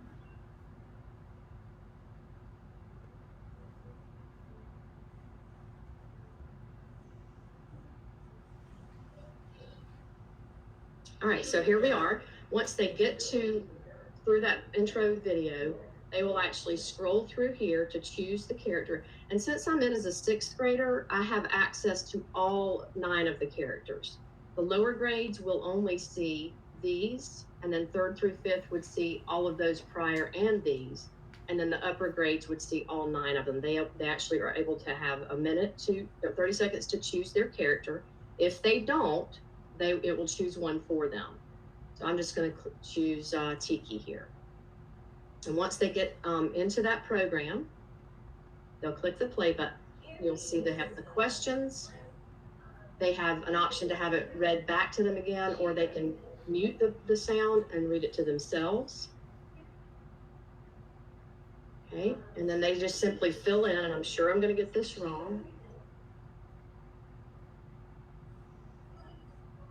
I'm simply getting it wrong, so you'll see what happens. So they're getting some tips. They're getting some little step-by-step of what to do next, and then they're able to try that question again. Okay, get it wrong again. And it'll give them the correct answer. Now, if they get it wrong and get several of these questions like this wrong over and over again, they're actually going to get more scaffolding. This is just the first time the student has seen this skill, so they're only going to get a little bit of help right now. Now, on the menu, you will see that they have a lot more tools than they did in the reading, obviously, because it's math. Let's see. We have the tools. We have the protractor. And I can turn this. Obviously, I don't need that for this skill, but I just wanted you to see that it's an option for them if they are measuring angles. They also have a ruler and a scratch pad. On the scratch pad, they can write their answers. They can type their answers, however they want to use that. And just if you're thinking, like I would probably be thinking, that you don't want this on because your students may play around with it, that's an option to turn that off for individual students or for your whole class. The reference materials, you have the formulas, you have the measurement, you have symbols, anything they would possibly need help with as far as formulas and definitions for that kind of thing are in the menu. You also have the glossary, and the glossary is available in English and Spanish. And then you have the progress screen that they're able to choose, they're able to click on that and see how their score is going this far into the session. And that's you can modify that as well, so they're not constantly clicking to see if they got that question right. You also have the option of having this translated in 60 plus languages. I do not have that option on here, but if they needed to have it translated, they would have an icon here. They would click on the icon and the words, and you wouldn't be able to hear it today anyway, but it would read it to them in that language. So just know that that is an option. There are 60 plus languages to choose from. And I'm getting a message. So Robert, I think I have an answer for you for those priority standards. So let me read that really quickly. Awesome, thank you. You're welcome. The priority standards are identified using the Student Achievement Partners and Chief Counsel of State School Officers guidance. Okay, and they can be modified. And I didn't mention that, but you can modify those in any way that you need to for that grade level, if that helps at all. And if you want to check to see if that's that answer helped them, that'll be great, because I want to make sure that they understand what we're talking about. Over to the left on this math screen, you'll also see the show answer button. The show answer button for me is grayed out because I've turned it off. If you have that option on and they click show answer, it does give them the correct answer. It does mark it wrong, however.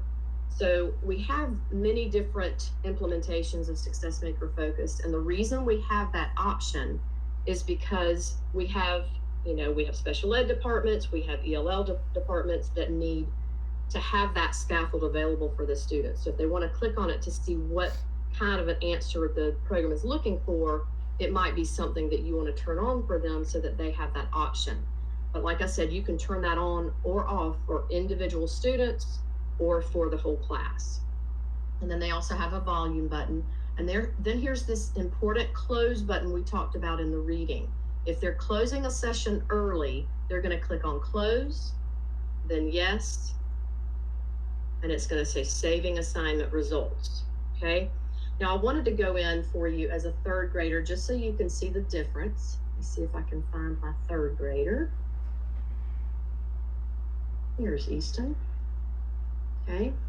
So going in as a third grader, and I'll look at the reading first. And they go through a little introductory video with Ferris the Ferret, and they can skip this. They'll get tired of it after a while, but some of them really do love to watch it. I'll skip it. When they finish the little intro video, it goes straight into Ferris's bedroom, and they're able to click on the characters here. I mean, the notebooks that he's holding, and it takes them into their program. So this is, like I said, a third grader. It's a lot more animated. They're going to see, Ferris go through some little scenarios with these friends of his, and then it'll bring them to an activity that's on those unfinished learning standards. So again, they're looking at the movie player. So they're going to see a focused instruction, then they're going to have some interactive practice, a text reader, and some independent practice. And it's the same as it was for the sixth grader. They have a glossary that they can type in the word, click on the letter, very similar glossary to several of the programs I'm sure that you've used. And then the same check progress screen as they would have in the math. Okay, very important again, close button, click yes, save assignment results. Okay, all right, so I did want to go in as a teacher. So let me pull this over. And I'm going in as myself. And mine's going to look a little bit different than yours will, because I have obviously a lot more students than you would ever have, unless you're a middle school teacher. And I'm going to have a lot more over here just because this is my demo site. So I have a lot of extra courses that you're not going to see. You're actually going to go to the courseware button like we said before. You're going to go to the shared course repository. And what you'll see in your program is simply these courses, Success Maker Focus. Those are the only ones that you will see. And you'll just simply decide who on the left that you want to assign this to. If you've created a group, you'll choose the group. If you just want to assign it to one or two students. So let's say I want to assign this course to just these 3 students because they need the second grade course. I just simply click on the gear. I assign it to one or more of my students, and then I just simply click those students that I would like to have it. I click assign, and as soon as this fades away, the student has it on their dashboard. As soon as they log in, they'll see it. Okay, and it's the same for the reading down below. I simply click on the gear. And if I chose to assign it to one or more of my groups, then the groups would show up. And I just simply assign it, put the name of the group, and click assign. Okay. Now, Robert, I'm going to stop. Are there any questions before I move on? No, I haven't seen any other than those in the chat, so I think we're good. Okay, great. All right, so I wanted to just show you on the dashboard, you're going to start to see some goals here. These goals are simply the usage the students will see. So you're going to start seeing these colors.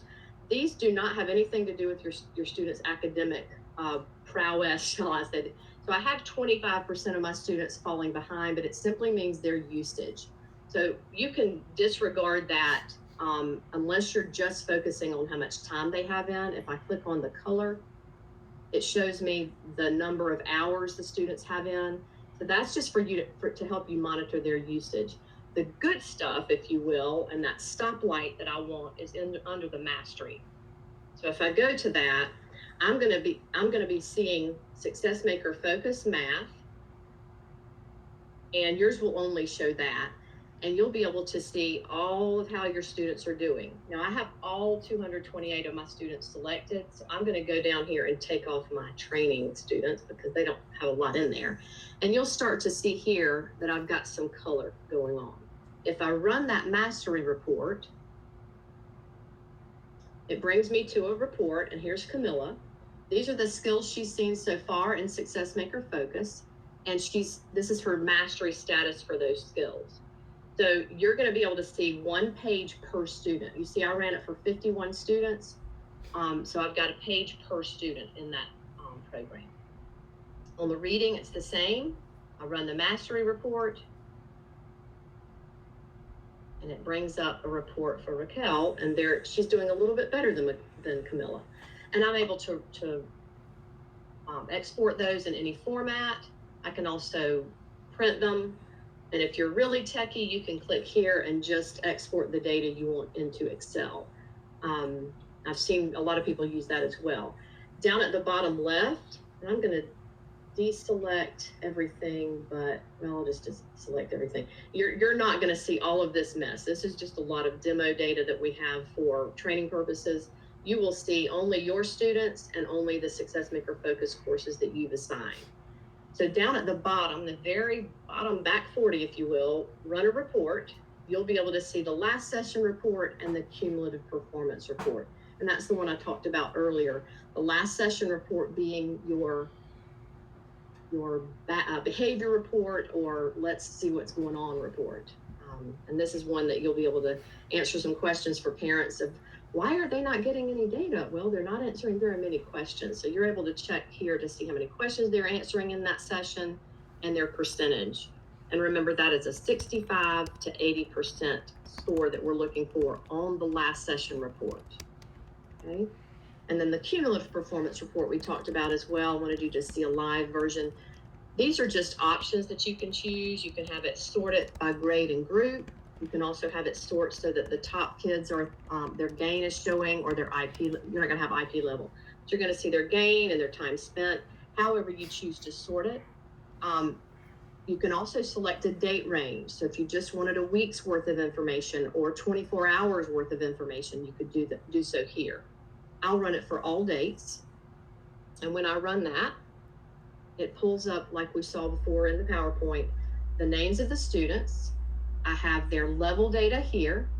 I have their usage. I have their instructional performance and their mastery. And remember, that all important AP column is going to show me if they are achieving the correct skills percent mastery. And I mentioned earlier in the program, in the PowerPoint, that reading was 75% for skills mastery. Math is 90%. And if you forget everything I said about that skills percent mastery, just simply go to the bottom of your report and you will see that it's going to tell you for math, since I'm in a math report, 90% skills mastery. Reading is going to be 75%. Okay. All right. So I wanted to share with you back on the PowerPoint. I don't have to do that with the PowerPoint. I can just go straight to it.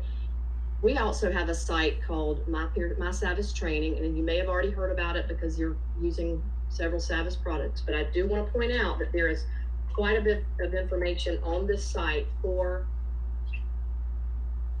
Success Maker Focus. Wow, I'm not sure what's going on here. This is new. I don't know what that is. Let me go back out again. There we go. Okay, I'm not sure what that was. It's Chrome trying to update. Okay, so all you need to do is simply go here to create a free account. You may have already done so. I'm pretty sure you probably have. You'll just sign in. And you actually have several ways of getting information for Success Maker Focus. The best way for you to start would just simply be to type in Success Maker, and it will bring you to this window. Go to the Success Maker page, and then under On-Demand Training, under Success Maker 2020, you'll see here, click here to access all of the 2020 materials. And once you get to that page, down at the very bottom, you have an entire page of information about Success Maker Focus. On this page, there is a video for new Success Maker users, or if you're not an existing, if you're a brand new user, which you would be, this is a great video to show students and parents if you want to send it to them if you're doing it virtually. That's a great kind of overview of what Success Maker is. And then down at the bottom, you have steps on how to assign Success Maker Focus. So I just walked you through it, but this is a step-by-step step set to help you do that again, because I'm sure you're going to forget everything I've said. You will have this video to go to access on the Learning Channel, I'm sure, but I just want you to see that you do have these actual steps in the program. Down at the bottom, you have a quick guide for interpreting those reports that we just talked about. So this is your one-stop shop for how to get to Success Maker Focus and training materials. Annette, we had another question in the chat. Can the skills mastery levels be individualized or reset? As far as the percentage, I'm not sure if they mean percentage or... Let's say that, yes. Well, the algorithm in the program sets it so that they're mastering it at 75% for reading and 90% for math. So you can't really reset that. They are working on, like I said, the unfinished learning from the grade level previous. So that's not something that can be adjusted. Okay. So like it's set at 75 and 90. You couldn't adjust those like thresholds or anything. You can't adjust them, but you could simply say, I think my students only need 70%, and then on the report, just ignore those dots on the AP column. Okay. So yeah, we actually do have some districts doing that because they only require 70%, or they require higher at 80%. Okay. So good question. I'm glad somebody brought that up because we do have, actually I have 2 districts right now that are requiring 80% mastery in reading and 90% in math. Awesome. Thank you. And whoever said that, thank you. Any other questions? Not that I've seen, no. Okay. If there's nothing else, I want to make sure that they got everything they needed in this, and I'm happy to walk through anything else that's in the program. I was told to leave some time for questions, so if they want to type anything in, like I said, I can't see those questions, obviously. But if we want to give them the chance to do that, I'm happy to do that. Yeah, there's probably like a 30-second delay, so okay. Yeah, it might just take a few minutes if we have any other questions. So. Okay, and Cliff, is there anything else that you want to add? Yeah, real quick. Thanks, Annette. We'll be wrapping around to everybody once the site's up and running and the URLs are up and running for JCPS. We'll make sure that we alert everybody. Brenda Kennerly, who was on with us a second ago, she's kind of our communications guru. She'll be communicating back out to everyone at the district level, and we'll send this back through Robert Moore for his dissemination as well. And Robert, we'll probably want to do another session like this once we get everybody up and running. And then we'll have where we can really kind of turn it into a live session if anybody really wants to get some hands-on experience with it. But all of our content experts with Savvis are experts or have the ability to train this against their core content, ELA and math. So much more training to follow. Thank you. And it will be more of a step-by-step process and not so fast. Any other questions coming through? No, I haven't seen any. Okay. I'm happy to wait. I know we don't like silence, but I was told to give a good bit of time for questions. So Katie Turner just asked, would it be possible to add a correlation to Kentucky academic standards? There should be a correlation, and in that next training, the person would show them exactly how to find that. Yes. Okay, awesome. And we can get them the documentation as well. Mm-hmm. Sweet. Okay. Yep. That is the only one I've seen. So, Okay. all right. People just saying thank you for the information. Thank you all for being here. Is it 2 other people from your team that'll be back to do the next training in like 15 minutes, right? We have a... That is correct. Yeah. Brenda Kennerly will be on, and I'll be joining as well, Robert. Awesome. Thank you. Alrighty. Well, I'm not seeing any other questions come through, so I think you all are probably okay. Okay, good. Yeah, we'll give you back some time. Thank you. Yeah, I'm very excited for everybody. I think I'm so excited about this program. I think it's going to take a lot of angst away from them because it does help. I call this it fills the gaps, and it kind of finds the holes the students have in their learning and will help those teachers fill those because we know they've got a lot of grade level content to do themselves, and this will help fill what they don't already have. Okay. Awesome. Well, thank you so much for being here, and everybody watching. Again, this session, just like Annette said, will be broken up and posted to the Digital Learning channel either later this afternoon or early tomorrow morning. So, All right, Annette and Cliff, thank you. Thank you so much. Thank you. Talk to you soon. All right, Okay, see you soon. Bye. All right, everybody, it is 10:16. We have about 14 minutes left until we get the other people from Savas on with us. So let's take a look at a few things here. If you go to, and I will type it in for us, jcps.me/NTI, we can go there, and you want to click on the Teacher Toolkit. Right up there, we have our live virtual learning schedule. We also have the complete NTI 2.0 Teacher On Demand playlist there as well, which I'll show you another place to find that in just a minute. Here you can also find some awesome things like the Teacher Backpack, some on-demand episodes about that, the National Quality for Online Teaching Standards, which we are encouraging people to glance at as well, in addition to the curriculum frameworks and the instructional frameworks, which also can be found on the Teacher Backpack. We have some links down here for Savas Realize Training, Mastery Connect, Gale, Literacy Footprints, and Admentum, so please take a look at those. We also have some on-demand videos for you on how to best use Google Classroom, Screencastify for asynchronous learning, Microsoft Teams meetings, or Google Meet for synchronous learning, Jamboard, and Read and Write. And also with Read and Write, we also get that Equatio as well, which I'm sure some of you have seen popping up on your computers and your Google Forms. We also have some departmental resources, so Affirming Racial Equity, that ARE tool, which we know is so awesome, that DVP created. We have our some links for counselors and mental health practitioners here. And then we have at the bottom here some awesome things to help make you more digitally agile. So we want to make sure that you guys are comfortable with the tools you're using and that you feel comfortable innovating and creating with those things. So if you're interested in Google Educator certification, you can click there. If you love Screencastify and want to learn how to use it better, if you click on right here where it says Screencastify Ambassador, it'll help you earn 2 badges. You can be a Master Screencaster and a Screencastify Genius. And those courses are free. Whoops, where are we going here? They each take about an hour to do, and you'll get a little certificate in your email. We also have some things for Smart and for Nearpod, Khan Academy, and then the Microsoft Educator certification. There's also the Apple Teacher certification, which you can use for iPad or Mac. And they're very, very quick, like 5 questions on each tool. It gives you some different things to go back and look at each different thing, each badge that's there.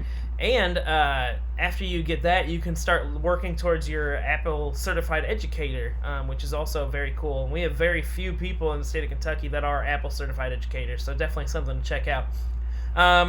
If we look at our schedule, we have about 12 minutes left until we get the Savas setting up the teacher account session going, and that'll be our last session until we get to lunch for today. After that, I believe I don't remember if it's Jim Unger coming back this afternoon, if we have someone else from the digital innovation team. But we'll be started by going through teaching gifted students during NTI 2.0 with Dr. Nyetta Williams-Hill. And then we have Lindsay and Tiffany that'll be here for primary talent pool ideas and resources for NTI 2.0 for that gifted and talented teaching. We also have some folks from MTSS here for web resources, teachingbooks.net updates. We have extracurricular activities during NTI with Raymond and Stacy. And then at the end, we will have Savis back with their Success Maker focus to round out our day. You can continue to follow along with our conversation by following us on Twitter, and if you don't have a Twitter, it is the best form of professional development you can give yourself. It's totally free. You can choose who you follow, so I like to keep politics off my Twitter feed because that's what Facebook is for, right? So we want to make sure that if we're on Twitter, we use it for our own growth, so you can have that professional learning network. So follow us at JCPS Dig In. That stands for Digital Innovation.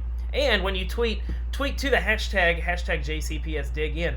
That way we can give you a follow, we can give you a like and a retweet. You can see talking about our schedule here. Rebecca Reynolds here, she subscribed to JCPS Digital Learning, which we'll talk about in a second, and she gets updates on that, so you can see when we go live, when we post new videos. Let's find some other more exciting stuff in here. So you can see we love to retweet and to share the love around the district. So Brian Morrison is one of our awesome elementary school digital innovation leaders. He does some great videos. Right here he's showing off some Slides Mania. Mrs. Pennington with some array adventures. We've got Nikki Walker doing some awesome things with her students.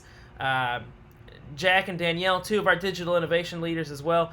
We also have, and I think it's gone now, but we've sent out the thing before, and we'll tweet it out again about e-cards, or we call them yes cards. So we'll get that going. I'll try to find that and link it in here for us in just a minute. And then remember, you can go to jcpsdigitallearning.com. You can subscribe to us there, and we have all of these videos here in different playlists. So if we go into the NTI Teacher 2.0 playlist, that's going to be addressing knowledge gaps. But you can see we've got the teacher backpack, we've got 5 basics, we've got standards deconstruction, and then we're starting to get into some things about read and writes, Screencastify, Google Meet, and so on. So we've got about 9 minutes left.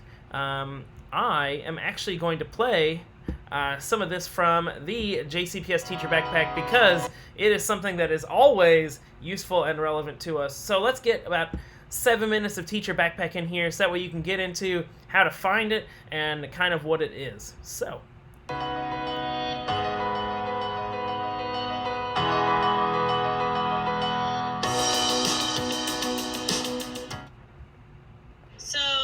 Susan and I are excited to be here today. First, my name is Kathleen Receiver, and I'm one of the digital innovation leaders for JCPS with the 32 Zone 2 crew schools. So shout out to any of the Zone 2 crew teachers that are in the chat today. Thanks for being here. And Susan, do you want to introduce yourself? I'm Susan Price. I'm the Executive Director of Curriculum Design and Learning Innovation. So all of the wonderful instructional leads and coaches and deeper learning team all share our space in CDLI. So I know we have some of those folks out this afternoon and just appreciate that they are here. So welcome to everyone. We hope that during this session you will learn a little bit more about our one-stop shop called the Teacher Backpack. Yes. So the teacher backpack. You want to talk about the purpose too, Susan? Yeah. So last year, we realized that teachers needed one place to go that has resources that they need for curriculum planning, all of our systems work. And so we created a teacher backpack. So basically the teacher backpack is just to provide foundational resources that are essential for teachers at each grade level and course in one place, so that you don't have to go to like 3 or 4 different places to click to find a framework, to find a resource for deeper learning. You have everything in one place. Again, it's not intended to include every resource a teacher might want to use, but instead those that every teacher should use at a minimum. Kathleen? All right, so one of the important things is, especially maybe for new teachers that aren't aware of this quite yet, is how to access that teacher backpack. We have made this pretty simple, and if you are used to Google, you know there's always more than one way to do something in Google. It's the same with the teacher backpack, so whatever works for you.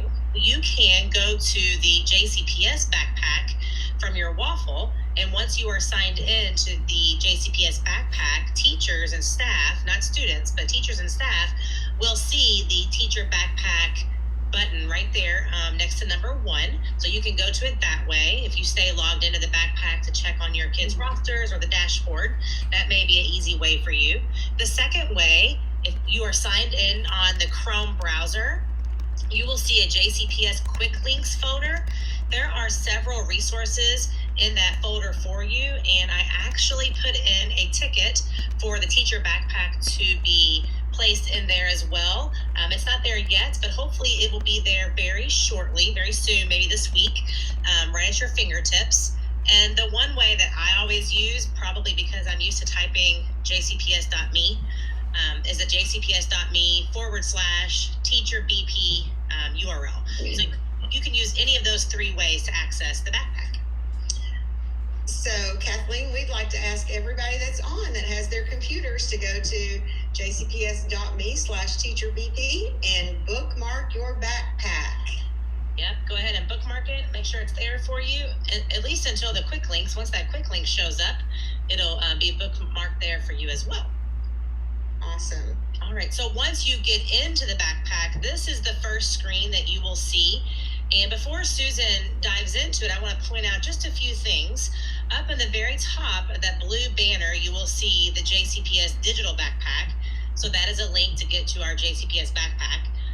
In the middle, there's a teacher backpack tour. So it's just a quick video to show you around the teacher backpack and all of the different resources and options that are there for you, as well as the ECE NTI resources. So those are bookmarked at the top for teachers also.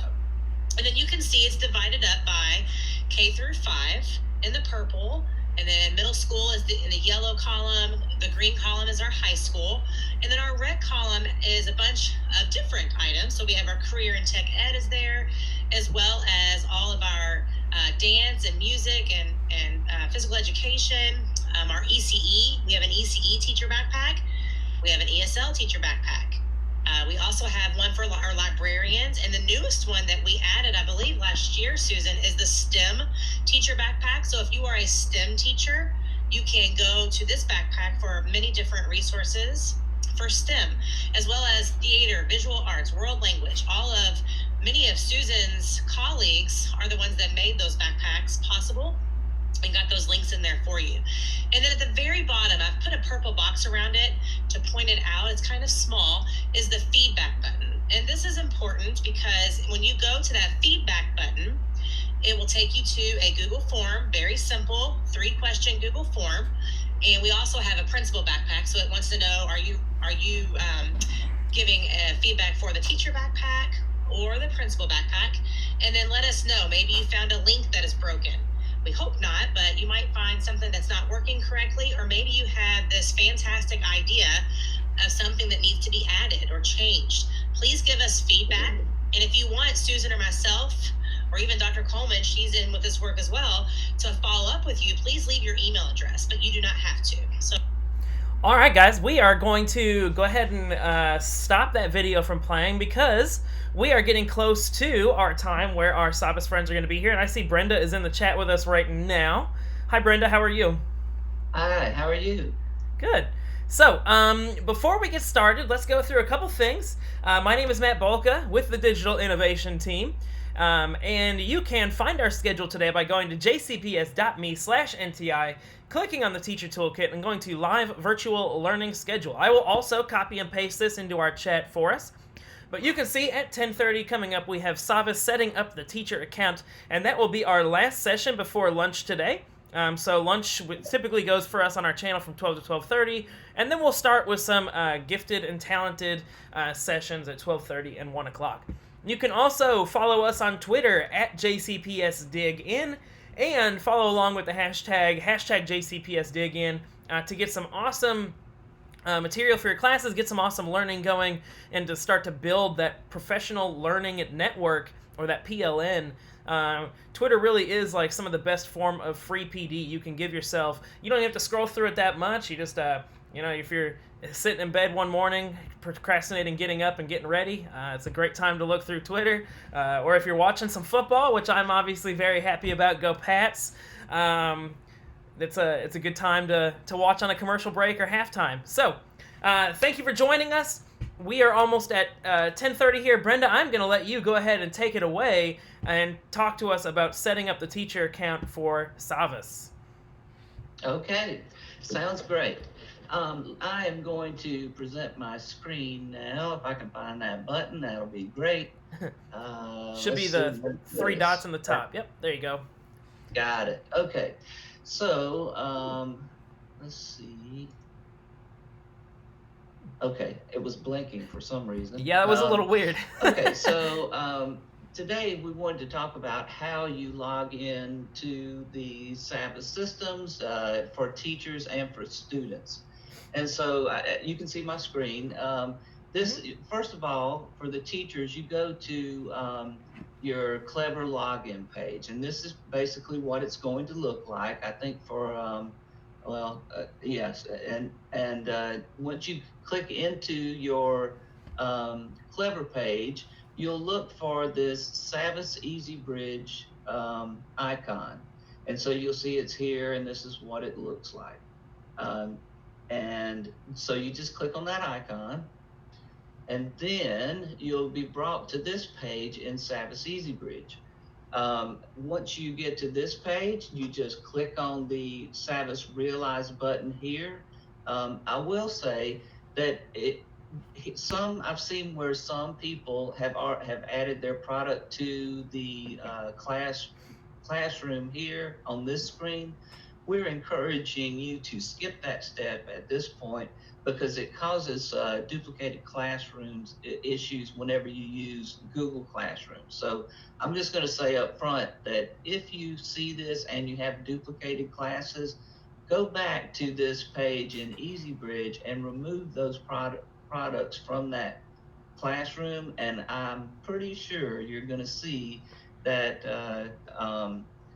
that duplicated class be removed from your from inside of Realize. So go ahead and click on the Savas Realize button here. And the first time you actually do this, most of you will probably be beyond this, but if you're just now signing in, what we would like for you to do is set up you have to initialize your account the first time. This is the only time you'll have to ever go through this. So you go through and you select the grades that you teach, the programs you teach, enter your display name, which is the name that the students will see when they log in, a profile picture, and a background image. So you must click on the license agreement down here at the bottom. There's another option here that you can say, yes, please send me emails from Savas. That's not a requirement. You don't have to do that. And we certainly don't want to load you down with emails unless you want them. But it is a good way to stay informed about any updates or things like that. So once you actually set up your account, what you'll see when you get in here is this is the Realize platform. So again, once you've already clicked on the Realize button, taken into the platform, you've set up your initial account, and now you're going to go and check your classes out. So just to review the screen here, there's several ways to do anything. As always with a computer, you can click here or there and probably get to the same place with two different links. And the same is true here. You can click the classes here, the classes here. You can browse your programs by clicking here on the actual program. You can click over here, it'll take it to you, just, the same thing. So you just click on we want you to start by clicking on your classes, and that's going to take you to this setup. And so most of you use Google Classroom extensively. And so what you want to do at this point is import your classes from Google Classroom. If you're prompted to go ahead and enter your Google Classroom sign up information, or sign in information rather, and then click allow on each Google Classroom prompt to grant Realize access to your Google Classroom account. And so this is what's going to happen. If you want to import these classes into Realize, just click on the class that you want. You can click one or more here. So you just go ahead and pull them all in. If you don't have any classrooms there, you just need to go to Google Classroom and then create your classroom there, and then come back to Realize and import the Google Classrooms at that point. One of the other things is that your rostering should be done in Google Classroom, and make sure that they have accepted the invitation. Now, it's not absolutely positive that you have to have accepted the invitation, but it does help to move things along. You really should not import an empty classroom into Realize because you can't assign content, excuse me, to the class before you do that. So once you've gotten to that point, you just click the Realize programs that you want to make available for the class, and this is what we call adding product to your class. And so when you did not do that when you first entered EasyBridge because you didn't want duplicate classes, but here in Google Classroom, when you import the class, you want to do it at that point. So then you would click and view classes.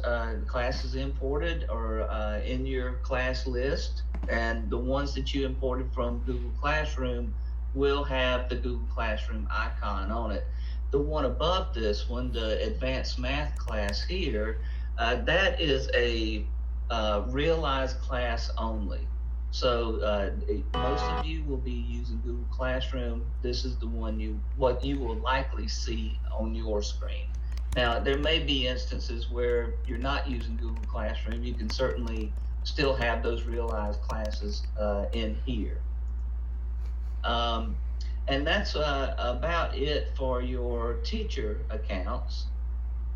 So the student account, the good news here is it's a lot simpler. The Google, the student accounts have two different ways that they can log in. They can either go use the same method the teachers do by going into Clever and then logging into Realize, or they can go directly, and then go into Google Classroom, or they can sign in directly at Google Classroom. So they have the icon on their Clever page, and you do too. But they don't have to go through Clever. They can go directly to Google Classroom to see the classes that you've created for them. So that's really the bare bones of it, which is the intent of this is to get you set up and moving with Savas. And if you don't mind, Cliff, I see you're on. Do you have anything to add to this that I perhaps may have missed? No, I don't think so, Brenda. Just want to emphasize that JCPS, unlike about any district in the country, is integrating completely and overnight integrating with Google Classroom with your rosters. So Infinite Campus and Google Classroom are talking back and forth every day. So your classes, unless you're probably teaching an AP class of some form, are built for you by the district at the district level using Google Classroom. So I can't imagine that 99.9% of the time you're going to be using Google Classroom. I think Brenda pointed that out as well. Yes, I think that is going to be the case for JCPS. One of the other things that I do want to point out, I apologize for scrolling so fast here, but I'm going to get back up here. In this screenshot, it does not include the Success Maker focus for ELA and math. I don't have a screenshot for that, but you will see, and it's supposed to be added either today or tomorrow, that icon or the button here, if you will, is supposed to be added either today or possibly tomorrow for Success Maker, ELA, and math. So while keep a lookout for that, if you're going to use that particular product, that integration should occur either today or tomorrow at the latest. So can we open it up for questions? Yeah, absolutely. Let's see if we have anything here. We had one in there about Google Classroom, but it looks like we've had some people answering them in the chat as well. Someone said they teach a split class in Google Classroom. They are all together in one class. How do you assign certain programs to specific students so when they make it, it'll only go to their second graders rather than all students? I would think that you would need to create a separate class for that student in Google Classroom, if you're trying to keep them separate. Okay. I'm sorry, I'm not sure if that answered the full question. I think is there a way to assign things in Savvis for them separately and still have it go to the same Google Classroom, or is it that's on a Google Classroom level is what you're saying? Well, the way it works is students go directly into Google Classroom, and once the assignment is, the teacher makes the assignment in Realize, and then it shows up for the student in Google Classroom. And when they click on the assignment, then they are taken into the Realize platform to complete that assignment. And when they finish, they are returned back to Google Classroom. And to Cliff's point, the grades and the scores are shared back and forth. They are kept in Google Classroom and in Realize, so that they talk to each other. They send messages back and forth. Okay, thank you. I'm trying to look for some other questions. I didn't see too many of those, though. We were able to help some teachers find where Clever is because Savvis is accessed through there. Right. Robert, one thing. Let me jump back in. I'm sorry. Mm-hmm. The one thing that teachers, before this integration happened about a week and a half ago, teacher accounts were built manually, if you will, by Brenda or myself, helping you guys get those accounts up and running, or someone in your district who was an admin helped build those. And instructions were sent out during kind of an interim process time to send notes to me or to Brenda to set up those accounts. Now those accounts are already set up for you, so you don't need a process coming through me or Brenda to set those accounts up. When you go into through Clever, your teacher account is built. Okay. And up and running for you. That's great. Exactly, and that's I'm so glad you pointed that out, Cliff. For those teachers in JCPS who used the platform previously, they had previous accounts. Now it's a little bit different way that you sign in, but you still have access to the same products you had before, in addition to all the products that JCPS is providing to you. That's great. Thank you. I'm trying to see if we have any other questions in our chat here, so we'll keep taking a look. We have some awesome digital innovation leaders in there. So we had a question. It might be more for our JCPS side, but Jack Jacobs asked, is there a JCPS recommendation for teachers to which programs should be added in the initial setup of Savvis? Do you guys have any opinion on that? Oh, certainly. Well, whenever you go into the Realize platform, and then you go into Google Classroom and you add your product, you will see things like Envision Math Grade 3. Then obviously that's the one you want to add.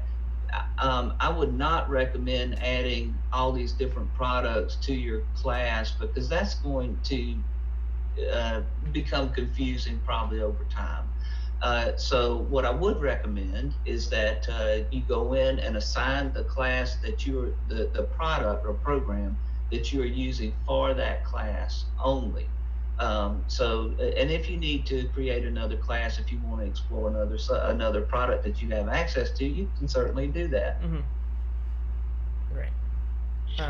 Let me add to that, because at a very high level, I think everybody maybe should maybe try to frame what JCPS did.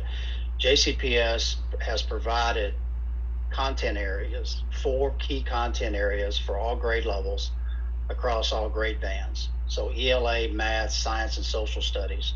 So every first grade teacher, third grade teacher, whatever you might be, you have access to that content that can be added to your class or to your profile as a teacher, and then you can assign as needed. So I would recommend, I would think at a starting point, at least in your grade level, add those 4 content areas. The intent is for you to have additional resources to help teach some content that you maybe not have today. You may have fresher content coming your way that you didn't have in the past. Frankly, I'm getting quite a bit of buzz around some new content areas that have been added for social studies and for science, as an example. Mm-hmm. So those contents are there. You're free to use them. You're not required to, but they can also supplement what you're currently using to teach those particular content areas. But to Brenda's point, you do have the ability to have access to content above your grade level and below your grade level. So if you need to extend some kids or go back and look at content down at a different grade level, you're free to do that, and you can assign that to your kiddos as well. Thanks. That's great. Thank you. Looking in the chat to see if we have any further questions, and I don't see any. We have a lot of educators from Bloom Elementary out there, so thank you all for joining us today. Anybody else have any questions in the chat for our awesome Savvis presenters today? There's like a 30-second delay, so it might take a minute or two for them to show up in there. So, I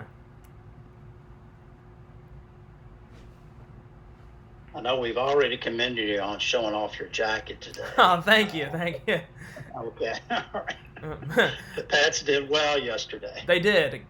Commending is not necessarily what my coworkers do to me whenever I wear this, but I've learned that people hate the Patriots less now that Tom Brady's gone. So, you know, it's kind of weird how that works, but well, I am not seeing any other questions. Is there anything else our teachers need to know, like first or second time getting into Savvis and playing around, getting ready for their students? You know, I think the biggest thing that I can say is look at mysavvistraining.com. You will find it's a free account. All you have to do is sign in and create that account, and then do a search for the product name that you're looking for.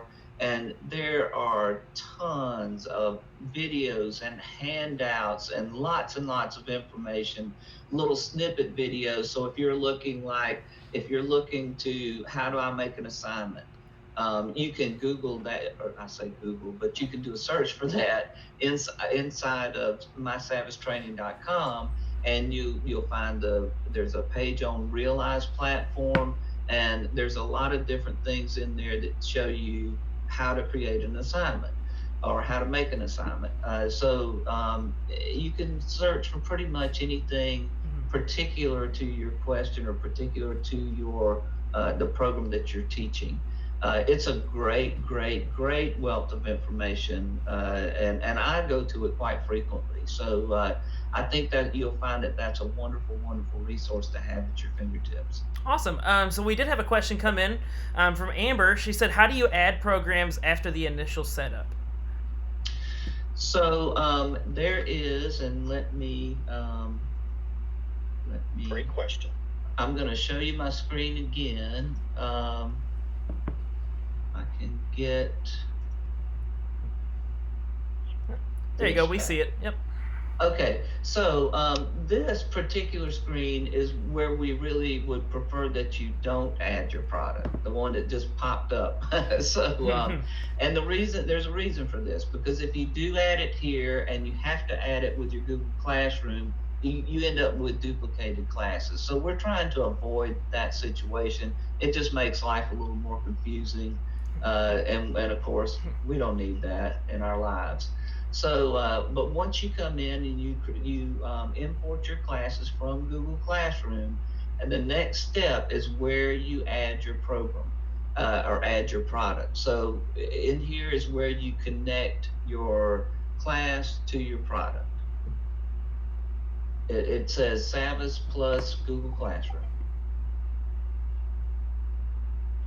And you can always add additional programs as they become available, or you choose to want to use them. You're not locked in once the initial setup is completed.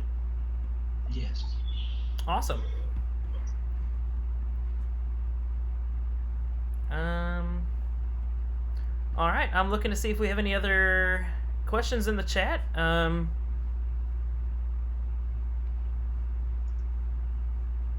Let's see. And for those of you watching, we have gone through, we have a video on here as well, and I can pull that up and show it to everybody, because I know we've had, who did we have on here before? I think it was Sandra and Jaron were here from your team. I think that was who it was, to talk to us about setting up Google Classroom with, so let me go to playlists here, and we'll go to Teacher NTI 2.0. So they've gone through, whoops, that's going to start playing a video. Right.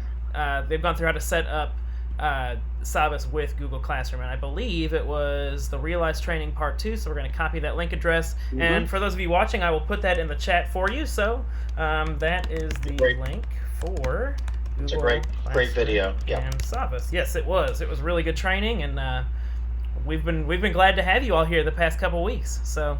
Well, so what kind of watch this space, because what's coming next is content training from our content specialist. So the folks that are on the phone from JCPS, I'm sure you'll be broadcasting and advertising as you do. So our ELA, we'll start with our ELA and our math teams. They're going to start those sessions. I believe they might start this week to try to really dig into the content and go deeper into the content areas. That's awesome, and our teachers are gonna love that, because it's nice to see everything from a broad perspective, but it's so, I know when I was a teacher, it was nice to see it in the weeds and see how it directly applied through everything. So we really do appreciate that. We have one more question from Connie. Will students have to accept the invitation to each program, or is it a one-time thing for everything they add? They do need to accept the invitation for each class. Okay. So that's the way that works. Okay, thank you. Connie, I hope that answered your question. Not the program. The program will be added by the teacher. Okay. So they just accept the class from Savas for their Google Classroom. Okay. Yeah. Perfect. Alrighty. Well, we'll give it about like 30 seconds again to see if we have any other additional questions pop up.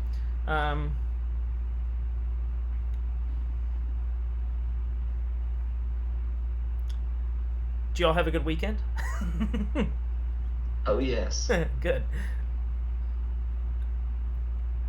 Finally got a little rain. Yeah. Desperately needed that, but it did interrupt the weekend activities. What little you could do. I find myself every time I get to September, starting to count down how many more times I think I'll have to mow my lawn for the rest of the year. So it's a nice countdown.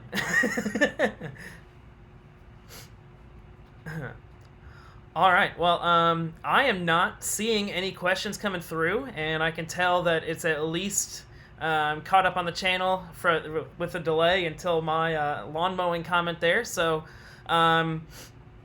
if you are watching and you weren't able to get any questions answered, please reach out to us, and we will try to point you in the right direction or reach out. I don't know what I was going to say. So, Cliff, Brenda, thank you so much for being here with us. We really appreciate you taking time to come and help our teachers get these accounts set up and get everybody moving through Savas, so that we can start to bridge that gap and give our students some more practice. Absolutely. Thank you so much. Thanks for having us. We really sincerely appreciate it. Thank you. I hope you all have a great rest of your week. You too. Thank you. All right, to everybody tuning in, thank you so much for joining us this morning. Let's take one more look at our schedule here, and I will actually post a link to that schedule in our chat for you. So here is our schedule. You can see that we are taking a little break until after lunch at 12:30. And then we come back and we have some gifted and talented resources coming through from Dr. Diana Williams-Hill, Lindsay Dotterwich, and Tiffany Morrison. They'll be doing an hour of gifted and talented. Then we have MTSS, teachingbooks.net updates, extracurriculars during NTI, and we again end with Savas Success Maker Focus, addressing the COVID slide in reading and math. So, thank you so much for tuning in this morning. We appreciate you. I hope you have a great rest of your week. I was going to say something again. Oh, remember, we do break these videos apart and we post them on the Digital Learning channel under the NTI 2.0 playlist. So if we go to jcpsdigitallearning.com, and if you go to playlists after you subscribe to us so you get updated on new live and uploaded videos, go to view full playlist for NTI or Teacher NTI 2.0, and you will see if you scroll down to the bottom that we will have these updates posted here, so you can see the ones that we had last week, 9/8/2020. We'll have an update from this morning. Brittany, yes, it is recorded, so we will have this uploaded. I will try my best to get it uploaded this afternoon, but I do have a couple other meetings. But I'll try to, at the latest, it'll be tomorrow morning that it'll be up there. So look for Savas, whatever the title of this is. So it was Savas Setting Up the Teacher Account. It'll be listed as that, and we will have it posted for you. Thank you to everybody for tuning in. Follow us on Twitter at JCPSDigIn. Again, we appreciate you and all your flexibility and for sticking with us through NTI. We know it can be difficult, but we know that you are awesome, and we're going to make it through this together. So my t-shirt today, it's a little backwards. It says, "Together we are brilliant," and every day we continue to show just how true that statement is in the time of NTI. So go you, go JCPS, and go Patriots. Have a great week.